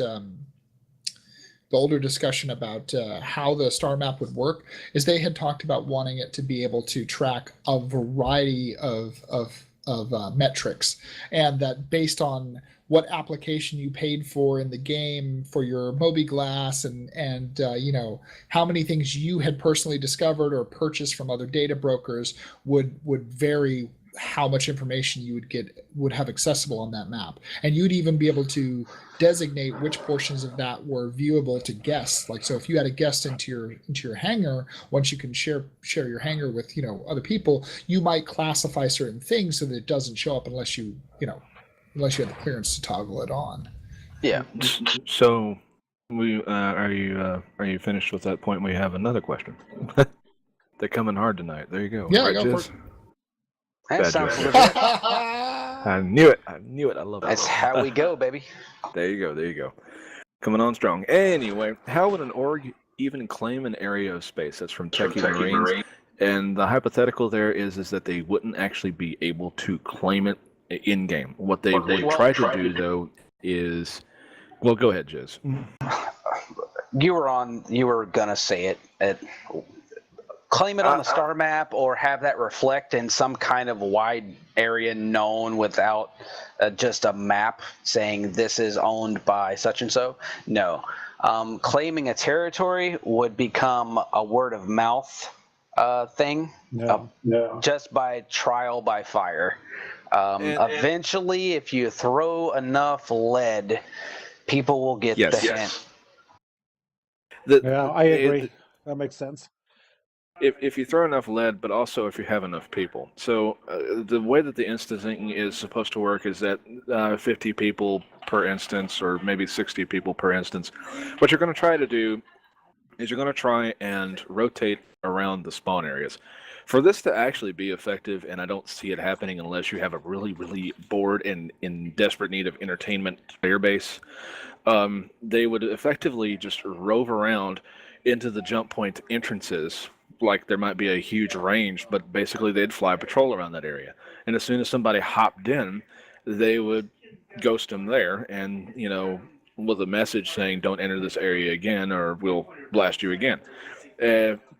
For the inverse, it's easier to control the exodus than it is to control the input. So you basically would hop onto a jump point exit node, which there's a difference I'm thinking here. You would hop on that jump point exit and you would basically guard it really, really heavy. So you're controlling who goes in a little bit, but you're controlling who goes out very, very much so. And in that manner, you're able to actually control the node. Be aware that the jump points are known to change. Some of the smaller jump points might change more rapidly than some of the larger ones. For example, a small jump point might change every week. So they have to go and find a guy to go and find it again. But once they found it, they can still kind of pseudo control the area. That pretty much sums it up. I'm waiting for Trask to say, next question. So, next question, number 2 from Mr. Curtis Hulbert. CIG have already said that they will implant GMs into the verse as a way to simulate, as a way of simulating epic events and such. How often do you think these will take place? That depends on us as players. Do I think that they would start a vandal incursion in the middle of a large player war? Yep. Maybe. It depends on how damaging the war is to the game. Well, I don't know that their actions are going to be like a dungeon master who's just like pissed off at his players. I think it'll be more along the lines of, if the players are doing something where it makes sense, that would be the response. I definitely don't want Big Brother, trying to make us all play nice. I mean, I want things to. I don't see that at all. I think it comes down to the reason that they would interject is because of the fact that let's say a war breaks out between two large factions, and space gets split off. SCUM and ADI. Yeah. So what happens is that you've got two sides that are taking a toll on everyone else not involved outside of that war financially, because the areas in which they are controlling or competing over or fighting against have basically been taken off the table for everyone else. Well, do you see what I'm saying? So well, I mean, it would honestly behoove CIG to create a distraction from that war that we as players cannot ignore. I don't know. The enemy of my enemy is my friend. I would rather go ahead and say, "Yeah, we're gonna do it. Let's go do it." Okay, bye. I think that the policy that they should maintain would be one of where they work within the system. I mean, if the war is being so destructive that people are experiencing a denial, then basically everything is an economy. So then you drive prices up, or you do other things that create market pressure to either stop the war or push the war into another direction or draw the war to a conclusion. But I mean, it should always make sense within the context of the verse. I mean, just because people are losing access to an area because it's not convenient for them that these other two organizations are fighting, that's tough titty, because that's in the context of the game.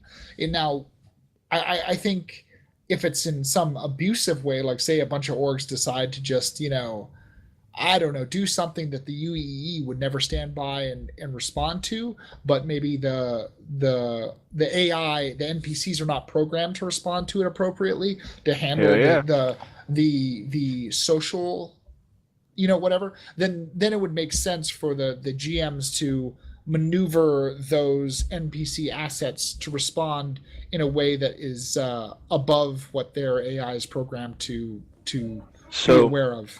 But I myself, though, I'm an advocate of the chaos. I want to see a system go Nova. I want to see a Vandal incursion just happen out of the middle of nowhere because the Banu said, "Sure, you can fly our system for X amount of money." Yeah, but if it doesn't make sense, then at that point, then the GMs are now players. You know what I mean? Like, well, you shouldn't have to play the game where you're pandering to the approval of an overarching authority. You should be able to play the game from your own standpoint. And the only reason the GMs are there is to make sure that the AI isn't being stupid when there's some situation that's developing that if the AI were a human would be able to respond to. I do say, though, every now and then that a monkey wrench should be chunked into the gears. I honestly, like I said, sure, you're in system. I mean, you're in the system and the Hades system, and all of a sudden, for some odd reason, it seems like it's getting hotter all of a sudden, and you don't know why. And you look outside of your ship, and you're saying, "Oh, hey, look, it's a giant star, and it's hurtling my way for no freaking reason." I mean, if it doesn't destroy the immersion or believability, then yes. If it's something that's like, okay, you're in the middle of you're on Earth and suddenly a Vandal pops out of the grate on the ground and attacks you, and there's no explanation how that could possibly happen.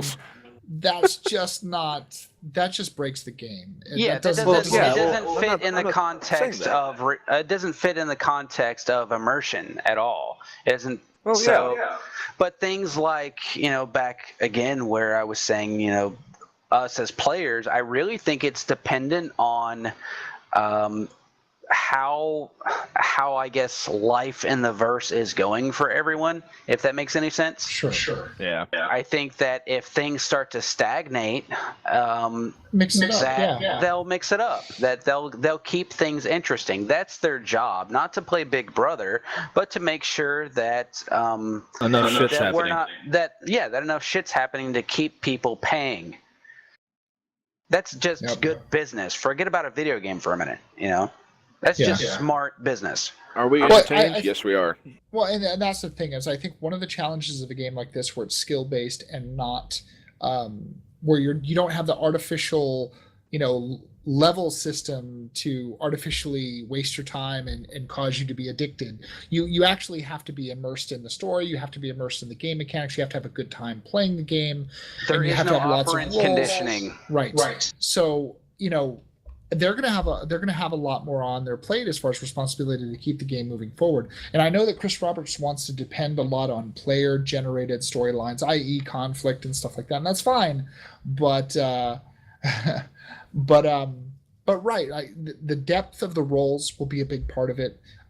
Creating when people bitch about the ships that are built for the game or the roles that are built for the game that are not combat, they're like, why do we need a Genesis? Why do we need a jump? Why do we need a luxury or these other stupid Those people things? need to shut up. Well, That's all I'm saying. Those people need to shut up. they I do. want all of it. I want like an ice cream truck for a spaceship. I mean, I honestly want this to be as living as it can possibly be. Well, If I could. there's a reason why, because if you ever go back and play like EverQuest on like the emulator server, if you've got downtime or like if you can't find a group, I mean, you can craft gear, you can hook up newbies and give them little quests. There's all these different ways to involve yourself in the game, where if you log on and you can't find a group and you've got 2 hours until you go to work, you still hang out in the game because it's more fun than doing other stuff, because now you're existing in a space and world. You get to exist in your world. I could be a hero or a villain. I could be anything that I wanted to be, but I am living in a soap opera that I am creating and having a voice and opinion in. Right.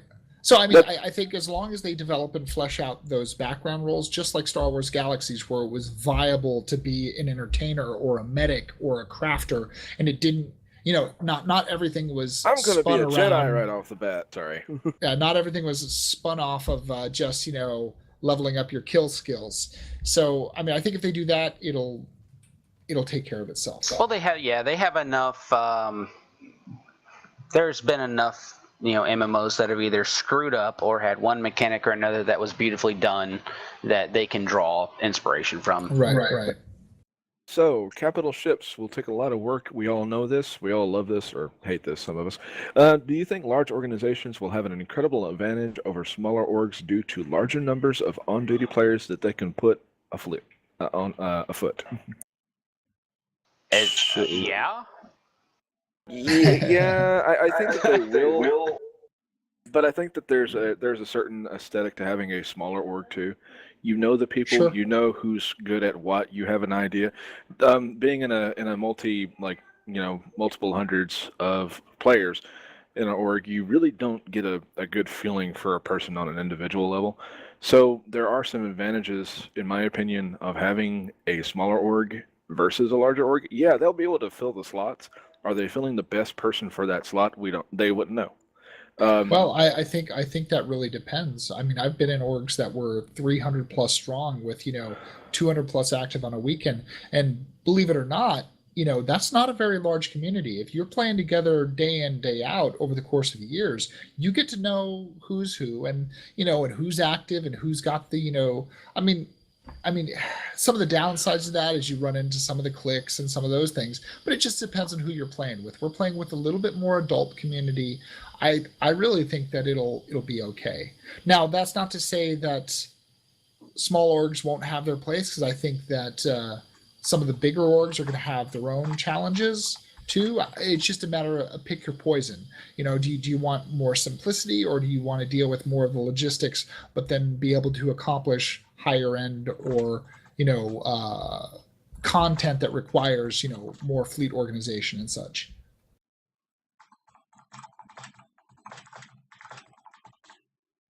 Did I lose everybody? What? No, we were having fun listening. That's pretty much it. The some orgs of that size even break down into departments within the org. So they'll have, an org of 300 players will break down into, let's say, 5 or 6 different groups. Fire squads, wingmen, whatever. Right. And that's another way. If you're in a large organization, that's something you want to think about. Is you want to kind of look at your guys and say, okay, what parts of this game are you really interested? What makes you excited about Star Citizen? And start trying to qualify and quantify individuals into niches that they want to do. That will help your org tremendously, because then you can stick some sort of lieutenant over that specific group of players and go from there, and everybody just kind of rolls up the chain. See, I think that while that sounds good, I think there's some risks that are associated with that.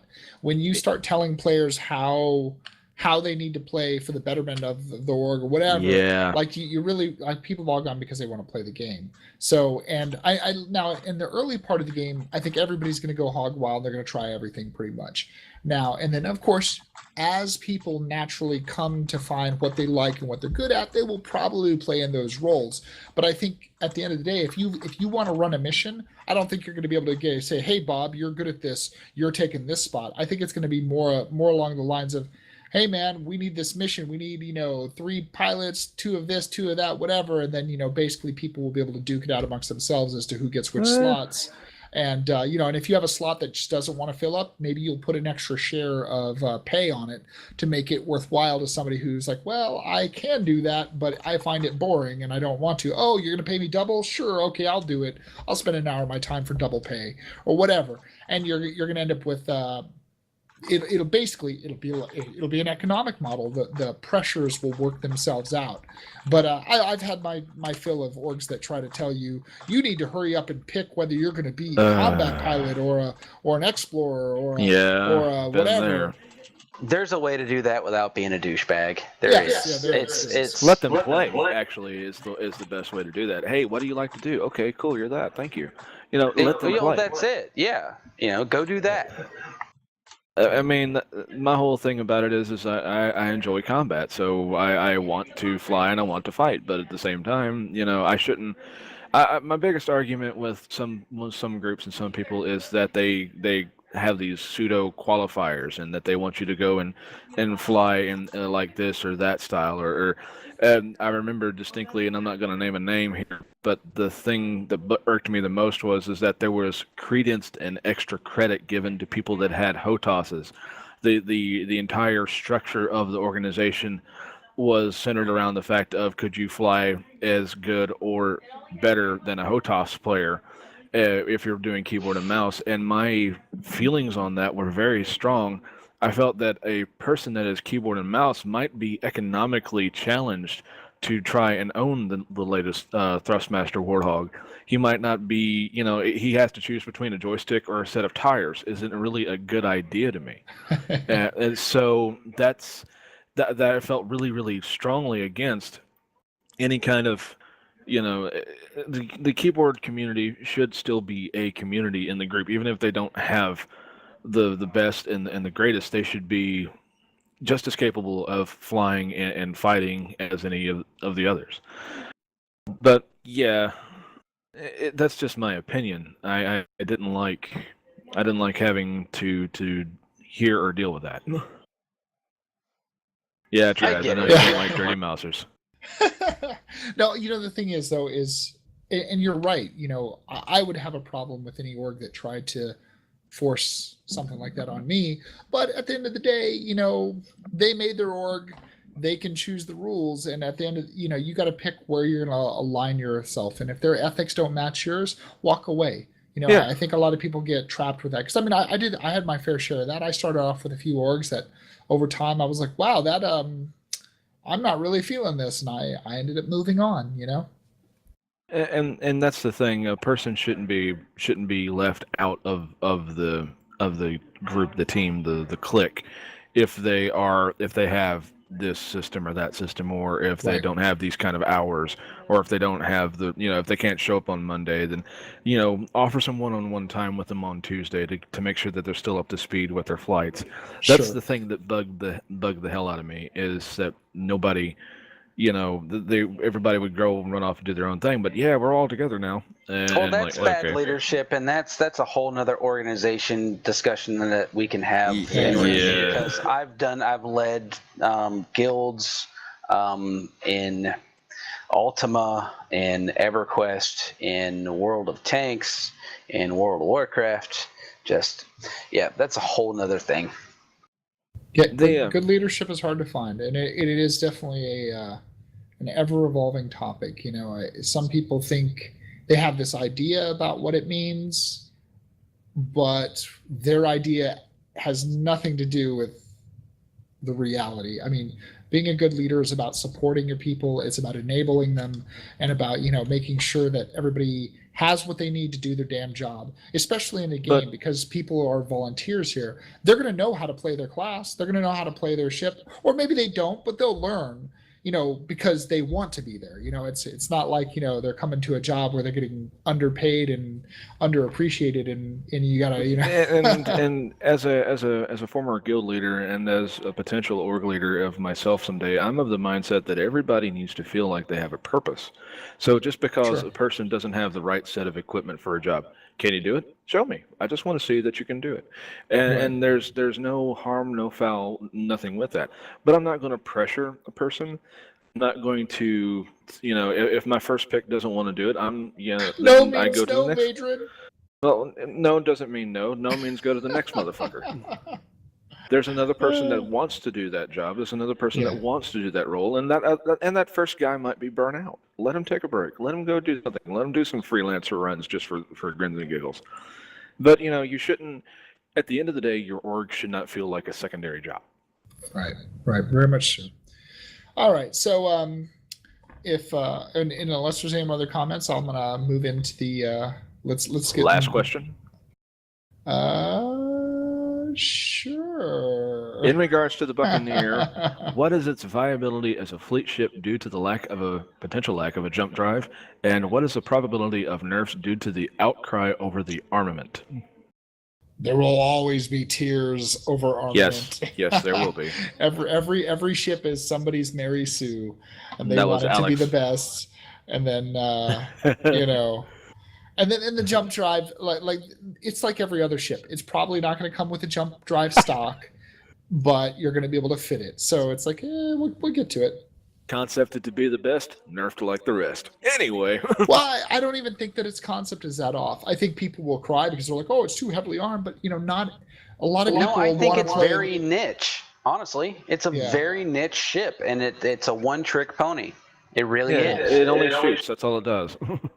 Yeah, it's one of those things where people want to be armchair game designers, and but design balance is I don't know. Do you think it's going to be a good fleet ship?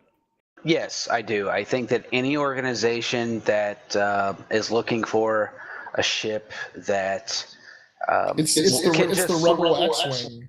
It's its entire design is to just throw ordnance downrange. It's gonna be paper armor. We all know that. So that's its entire point. It's not a Gladius. It's not a Saber. It's 5 floating gun mounts with 2 engines strapped on. Pretty much. That's what you see is what you get. All right. I think we're done with the questions. At least the live ones. Right. All right. So Jizmak, you talked a fair bit about being interested largely in the economic portion of the game. How do you feel that will impact how you play the game itself? Like, will it impact your ship choice, your avatars, specialization? Do you foresee yourself doing less actual piloting in combat and moving around in the verse in a more executive or corporate role for your organization? I'm gonna focus on the economy strictly because of the fact that I want to. I'm the type of player that I want everything that I do to become, pushed more towards building the organization that I'm a part of. that's huge for me. The more that I contribute to the overall organization and our success, that makes me feel good as a player. I don't get any joy out of PvP combat or the actual act of piracy or anything like that. I find the dynamic of piracy in this game to be very, very, very intriguing. So yeah, I mean, I'm going to focus more on a corporate role. That's what I hope to be able to go into and do. Ship choices, it's pretty simple. Stalker, Warlock, Buccaneer. I don't see anything else out there for me right now. Nice. I will probably dump the Warlock once I can pull the module off of it, because my Stalker is LTI.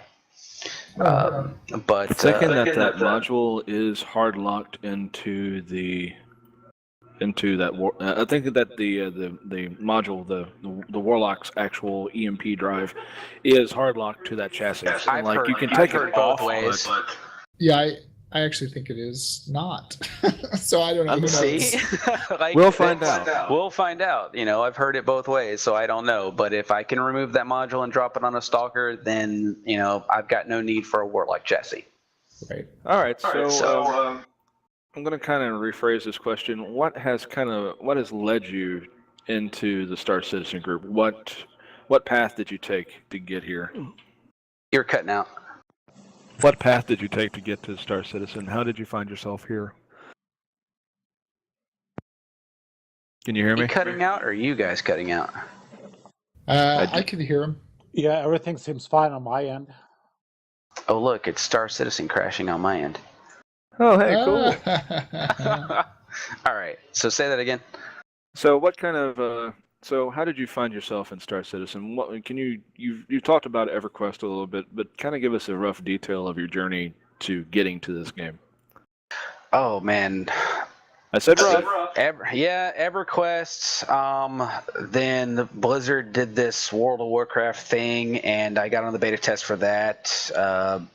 Beta WoW immediately dropped EQ. If you've played EQ, then you know about the whole losing levels as you die thing. That was very, very, very unpopular. I loved it. Yet, to me, that was true dedication to the Dungeons and Dragons player. It was a game it wasn't for casuals. Yep. The faint of heart. Yeah, it actually had real consequence, which meant that when you achieve something, it meant something.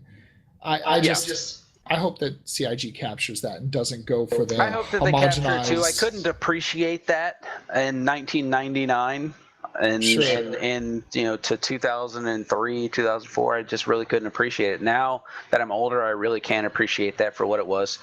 Right. After I played World of Warcraft from beta until about 20 minutes after installing Cataclysm, in which I reclaimed my hard drive space.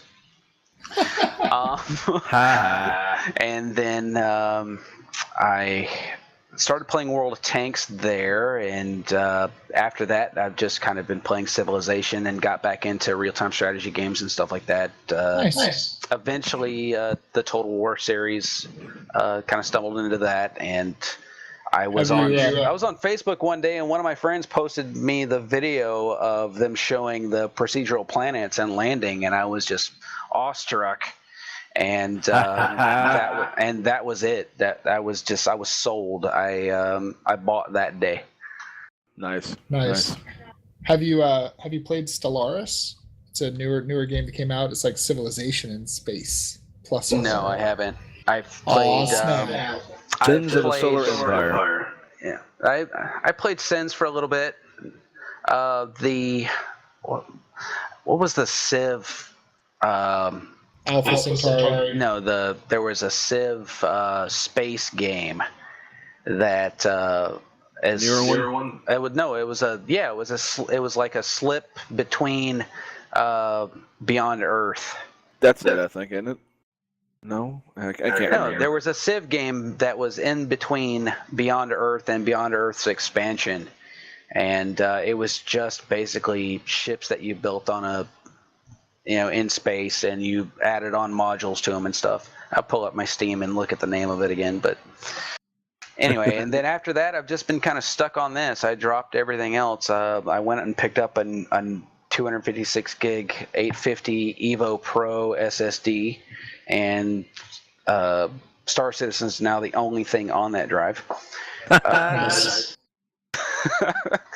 And I bought a X45, and I'm fixing to pick up CH rudder pedals, replace my mouse, replace my keyboard after 10 years of good Razer hardware that lasted.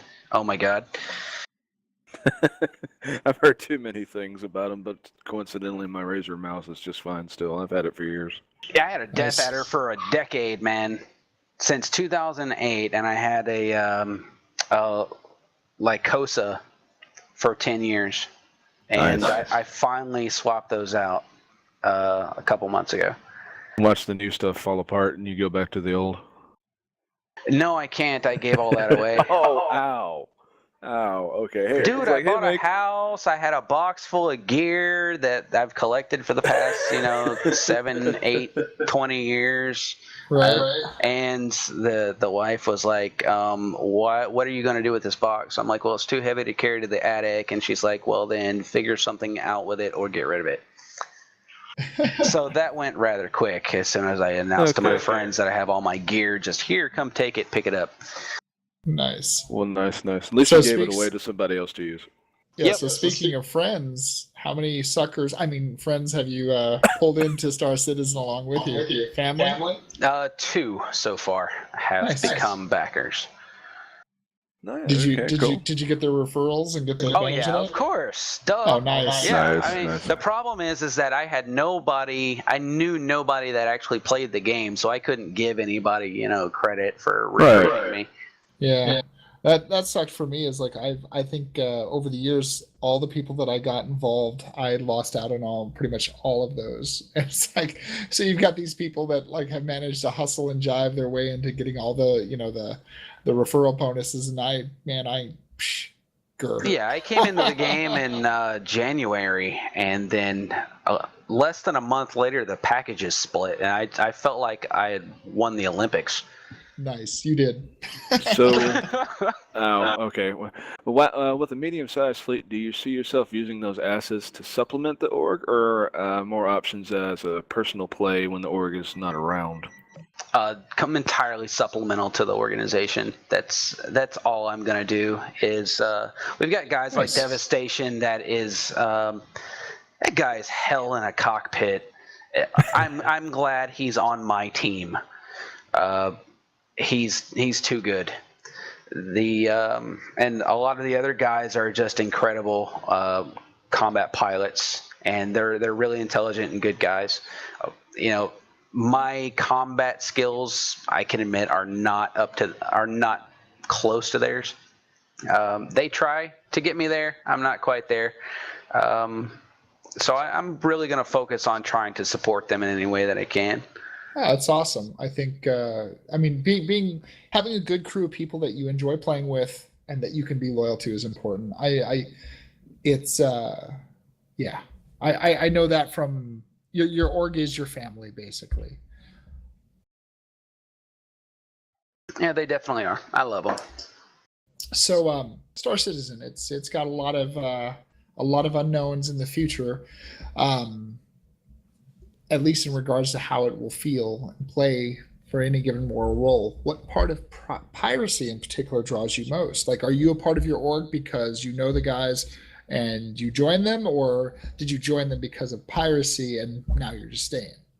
I tried to go through the organizations whenever I first started looking into that and seeing who had a presence outside of Star Citizen that existed, that was active, that they weren't just an organization in the sea of orgs that are just Star Citizen and, oh, look, I made an account, I'm one guy, And then I found SCUM, and what really got me, I wasn't thinking about piracy, but the thing that got me the most was that these guys want to do piracy with honor. When they take from you, or as we like to call it, asset redistribution, Tactical acquisition. Yeah, we don't want to. We want that to be as pleasant an exchange as possible. In other words, we're not the kind of people that after we do that, we're not going to shoot you or cause you harm. In fact, we will escort you outside of the territory that we're in or that we're controlling and we'll make it our job and take pride in it to get you from where we just stopped you at and basically, let's call it what it is, stole from you, and get you safely at least out of our territory that we deem is in our control. I think that that's the right thing to do. It's kind of moral actions to immoral actions. Right. Well, I think a lot of that will probably shift and transition as we get more mechanics in game. Like right now, we don't have a feature complete game, so certain kinds of behavior just don't exist. But proof is in the pudding. That's just honorable. Well, right, sure. I mean, but we're still theory crafting. But like 2.3 to 2.4, the biggest thing that I noticed isn't even all the obvious things like, the Gemini being in and the Starfarer being flyable and the the item ports and the buying and selling of clothing and stuff or whatever. The biggest thing is just how these new mechanics have changed the culture of the good guy piracy, etc. experience. And I can imagine that just like we were talking about factions earlier on, as the game iterates and we get more and more of those features in, those kinds of cultures that you're talking about will come to fruition. The question that I want to ask you, just because you were mentioning some of my own similar thoughts on piracy is, hey, I'm going to, I noticed that you have a boatload of gold there. How about you just go ahead and pay me some credits and I'll escort you out of the system? That's some of my own methodologies for pirating. But I wanted to know, would you actually, say they paid you a healthy sum of credits to actually escort them out of the system? If another pirate group shows up, are you going to defend that player on that honor of that transaction? Absolutely, yes. You heard it. The dirty scumbag is going to save you. You heard it here first. Yeah, so. that is fact. We keep our agreements, and it's a part of our charter. Yeah. It's what we're going to do. Yeah, do what you say that you're going to do, and don't deviate from it. That's the premise of at least. My family member who passed away recently, he used to tell me that when it gets down to nothing and the only thing that you have left is your word, what's it worth? Right.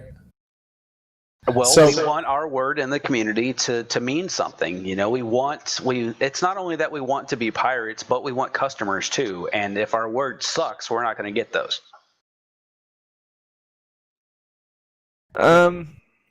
So, as a pirate, what is the biggest concern you have, and would you wish to ensure that CIG addresses? What would you wish that CIG would address to keep the experience viable for you as a pirate? Find methods to keep marauding down, because the more marauding that there is, the more hatred it's going to generate for the side of the law that I sit on.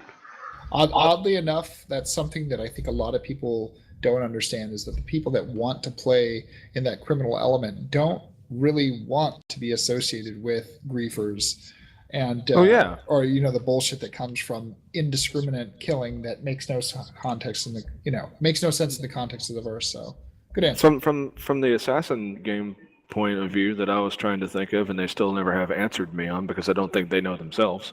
From the assassin's point of view, I'm contracted to, for example, kill Jizmak, for example. Well, I'm not contracted to kill anybody else, so if I just take him out, then I'm fine. But I'm not trying to grief him. I'm just after you kill him, are you gonna clean up the mess? No. That's not a mop big enough. Not really a mop big enough for all that. My point being that I'm contractual. You did something somebody somewhere and made them mad. So they've paid me to go and take care of you at least, one time. Gotta love that line, right? The point Isn't being the word for an assassin like also a cleaner? Yeah, well, actually, Hashashim, I believe, was the name. It was actually a Muslim sect. But anywho, I'm getting into history. The point is that I'm contractually been taken to kill another player. I'm not actually trying to grief the other player, and the definition is that I would constantly be going back to kill him steadily and over and over and over again.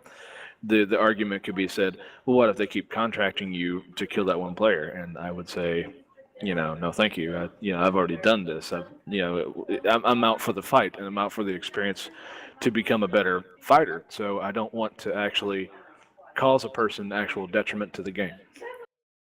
Right. Fun. So you had mentioned that when you were originally looking for an org, you were looking for an org that was active outside of just Star Citizen. So can you talk about your community experience, both like how you came to find them outside of Star Citizen, like what other resources do you use? I mean, do you spend any time on Reddit? How active are you on the Star Citizen Facebook group? How active are you on the RSI forums, things of that nature? I'm active within my org forum when it comes to RSI. The Star Citizen Facebook group, I'm active on there. I'm also in the RP1 group. Nice. I do spend time on Reddit quite a bit between Star Citizen Trades, wink wink, and other places. Really, it came down to I talked to them. I figured out what else they were into. I went back and looked and figured out if they were bullshitting me or not. That's kind of a song and dance that every player should do whenever they're interviewing an organization, because it's not just about you getting into an org. It's about making sure that those individuals are going to fit you as well. Yes. It's kind of it's a two-way street. It's definitely, but a lot of players I don't think that they see that. I think that they see, oh, look, this is an organization, I want to get into it, and they don't ever stop to think about that it's a mutual fit. It's not a one-sided street. Very true. Very true. I'm a part of a big club now. Look at me roar. Yay. Yeah. I've seen those before. Okay, so what kind of networking have you managed to pull off in some of those areas? Any new friends, any org mates, allies, any enemies? No enemies yet. I try not to be an ass to people whenever they call piracy marauding or griefing, because it's not. But lots of friends. A couple of my org mates I'm really friends with. Hey, Maka, what's up, bro? That's a story I'll tell you guys later. Right on. But it's good. It's already, our community is already developing. We're already making friends with people, both in game and out of game. RP1 has a thread that's dedicated to, okay, who are you and what's your handle, so we can all, get together in game if we wanted to.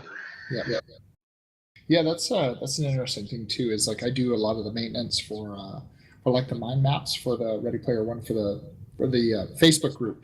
So like if you are part of your org, I don't know if you're an officer within your org or whatnot, but that's the thing that we need to push out is I really want all of the organizations to recognize that the whole point of that community and a lot of the communities that I support is that they're neutral grounds for organizations to promote themselves in a way that's not like aggressive or douchebaggery like some organizations have done, and give them a way to shop between whether you're a pirate or you're a UE legal lawman. You're going to have options to do that. So I don't know. The community is pretty important to me. And it kind of sort of segues into the last thing I was going to talk about is like, we as a community have, we've been in this game for the last, I guess, 3.5 years, developing relationships. And just like, I guess any good organization, it's not going to be about how many members you have or what ships you have in your fleet list. It's really going to come down to how tight is your community, how well do your people get along. And it's a big part of these neutral communities. What I love about Reddit, what I love about the Facebook group and or even having like these the Discord has popped up, so now you have all these different channels where people are able to quickly hop between and voice chat. It's a way to bring us all together, and so you kind of get the measure of the people around you. You get a measure of like, would I want to listen to this dude's voice for 6 hours while I'm playing a video game? Like, like, can we have a good conversation? Like, because playing the game, once you get past the can you kill your targets and can you work as a team, it's going to come down to do you like hanging out together? I mean, these are the people that you're going to log in with, and so community is super important. But yeah. That reminds me, we need to fly. Yes, we do. We definitely do. Yeah. So on another side note, like we lost a member of our community here. I don't even really know how to talk about this or how to break into it or make it relevant, because it's not really relevant directly to any of our show today. But it was still too big of a blow to our community to not at least address it. But one of our community who's been with us for like 3+ years, I guess. He joined the Facebook group probably in the first 100 people, I think, and that was Eric Alberg. Played under the handle of Jarman, a kind of campy, smiley, positive fellow from Mississippi, and an old veteran, and wife and kids and all that good stuff. And favorite ship was the Banu Merchantman. He actually had his own little Facebook group specifically for people that wanted to crew it, and just a good guy, man. I built the Facebook group and put together the philosophy behind how it runs and how it's a neutral platform. And he approached me at one point in time and offered to host the TeamSpeak for us. At the time, I was kind of leery about it because I'm very much one of those people that I don't like people having ties to me where that they can own or dictate direction. And obviously when you accept a gift from somebody, there's that social, you're like, oh, why are you doing this? Well, here's the thing, it's been years and he has never asked for anything in return. He has never tried to influence anything. He's always been just about supporting the community, and it's freaking amazing. When I got out of the military and I was driving back from North Carolina back to Texas, he drove like 3.5 hours out to meet me at like some Applebee's on the side of I-30, on the side of like I-20 or something. And, we had a couple of pints. We talked some StarCitizen, told some old war stories. And it's just his enthusiasm was really great. And so is yours. Like so you just came into this community not that long ago, like right before the package splits. You've already got a couple of your friends that have come in. You've already found an organization that you identify with and that you're super passionate about, enough that you jump on a broadcast and share your voice with the world, nerding out over Idris's and economics and everything else. I find this community absolutely inspiring. And so it's a little early to talk about the silver lining when Eric passed away 2 days ago, in a motorcycle accident. I mean, there's nothing about our game that can even come close to how much of a loss his family is suffering right now. But it reminds me that we have to live our lives as passionately as well as we can, and we have to just be positive. Like you get in the community, you have people fight over stupid arguments and everything else, but really this community is bringing people together. It's forging new friendships, it's making bonds for the future, and I think it's absolutely amazing. So I think like your coming on tonight and your participation in your org is absolutely amazing. It rings of the best things that can come in humanity. It's us getting together and doing the things we love, and it's freaking awesome. So Eric might have passed away, but if anything, we should take that as a reminder to appreciate our neighbors, whether we're pirating their faces or or selling them Hoochie Jian artifacts. I do have to say that I am proud of the way that CIG has responded to that. Yeah. Yeah, I have hopes for that. Like, I know the community wants to see like an immortalization of him, and I hope CIG. I'm pretty sure that they'll come up with something good. You know, I've met a lot of those guys in person, and they're just amazing, and you know, guys and girls both. They're just it's in a. What the hell is this? This is a company, and they're interacting with us on a personal level. It's absolutely unprecedented in the gaming industry, and it's awesome to be a part of. You know. Yeah, it is. For sure. Anyhow, Well, I don't want to sign us off on that terrible, sad note, but I mean, there is the silver lining. You know, it reminds us all to be human and to connect with our fellow gamers. You know, and that is what we're all here to do, is kick some fucking ass and have a good time. And you know, I'm really sad that he's not going to be there with us for that. But you know, that means we just gotta not waste what we've got. in our own way, we're not Marines, we're not bikers, we're not Navy, we're not military, we're not Boy Scouts, but in our own way, gamers are their own brotherhood in and of themselves. Whether you're PvE, PvP, whether you want to play a board game, there's so many things that gamers actually can click on and agree with. And so whenever Eric has passed, it's like you lost a brother.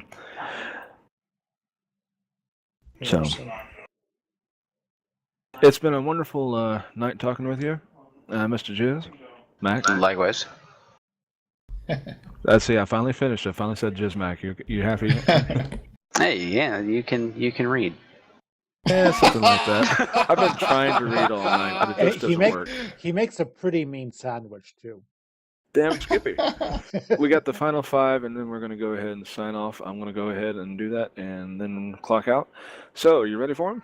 Sounds good. Keyboard and mouse or HOTAS? HOTAS. Favorite flyable ship? Warlock. Favorite feature ship? Don't know yet. Ballistic or energy weapons? Maybe something else. There's something besides ballistics? Plasma, actually. And missiles. Lots of missiles. Craziest shenanigans you want to pull off after game launch? I have no idea. No idea. You don't want to ram Aurora into the heart of a Idris capital, you know. No, I want to do economic things. I want to cripple planets. And all of a Well, sudden, there you now go. you I have... like it. No, you're thinking Idris. I'm thinking I want to cripple planets. Okay, fair enough. Well, I like excellent. it. It's a fair question. Excellent answer. answers. And it's been great having you on here with Station42. Oh, it's been great being on here. And absolutely, man, it's good to have you on. Sorry, Vadrian, I kept interrupting you. I kind You're of fine. stumbling all over you tonight, man. Anyway. Anyway. I'm just kind of tripping around here. That's all good. Anyhow, Kind to of all of Vadrian our all over the floor. listeners, to all of our listeners, new and old alike, thank you for spending your listening time with us. If you liked our show, be sure to like and subscribe. Feedback is always appreciated. One of these days, I'm going to get around to saying to all our listeners, new and old alike, we wish you the best. Have a good night. Don't be shy about stopping by our YouTube archive. Leave us a comment, download some music, check out any relevant links, and of course, you got to do it in sing-song. You started in sing-song. You Okay, go back and do okay. the whole thing in sing-song. Okay, so to all our listeners, new and old alike, we wish you the best, a very wonderful night. Download a video or maybe a stream. Maybe you can listen to us inside of your dreams. But no matter what you do and no matter where you are, Station 42 is signing off. Never here, never far. Nice. All right, Godric, crash our asses into the sun. All right, here we go.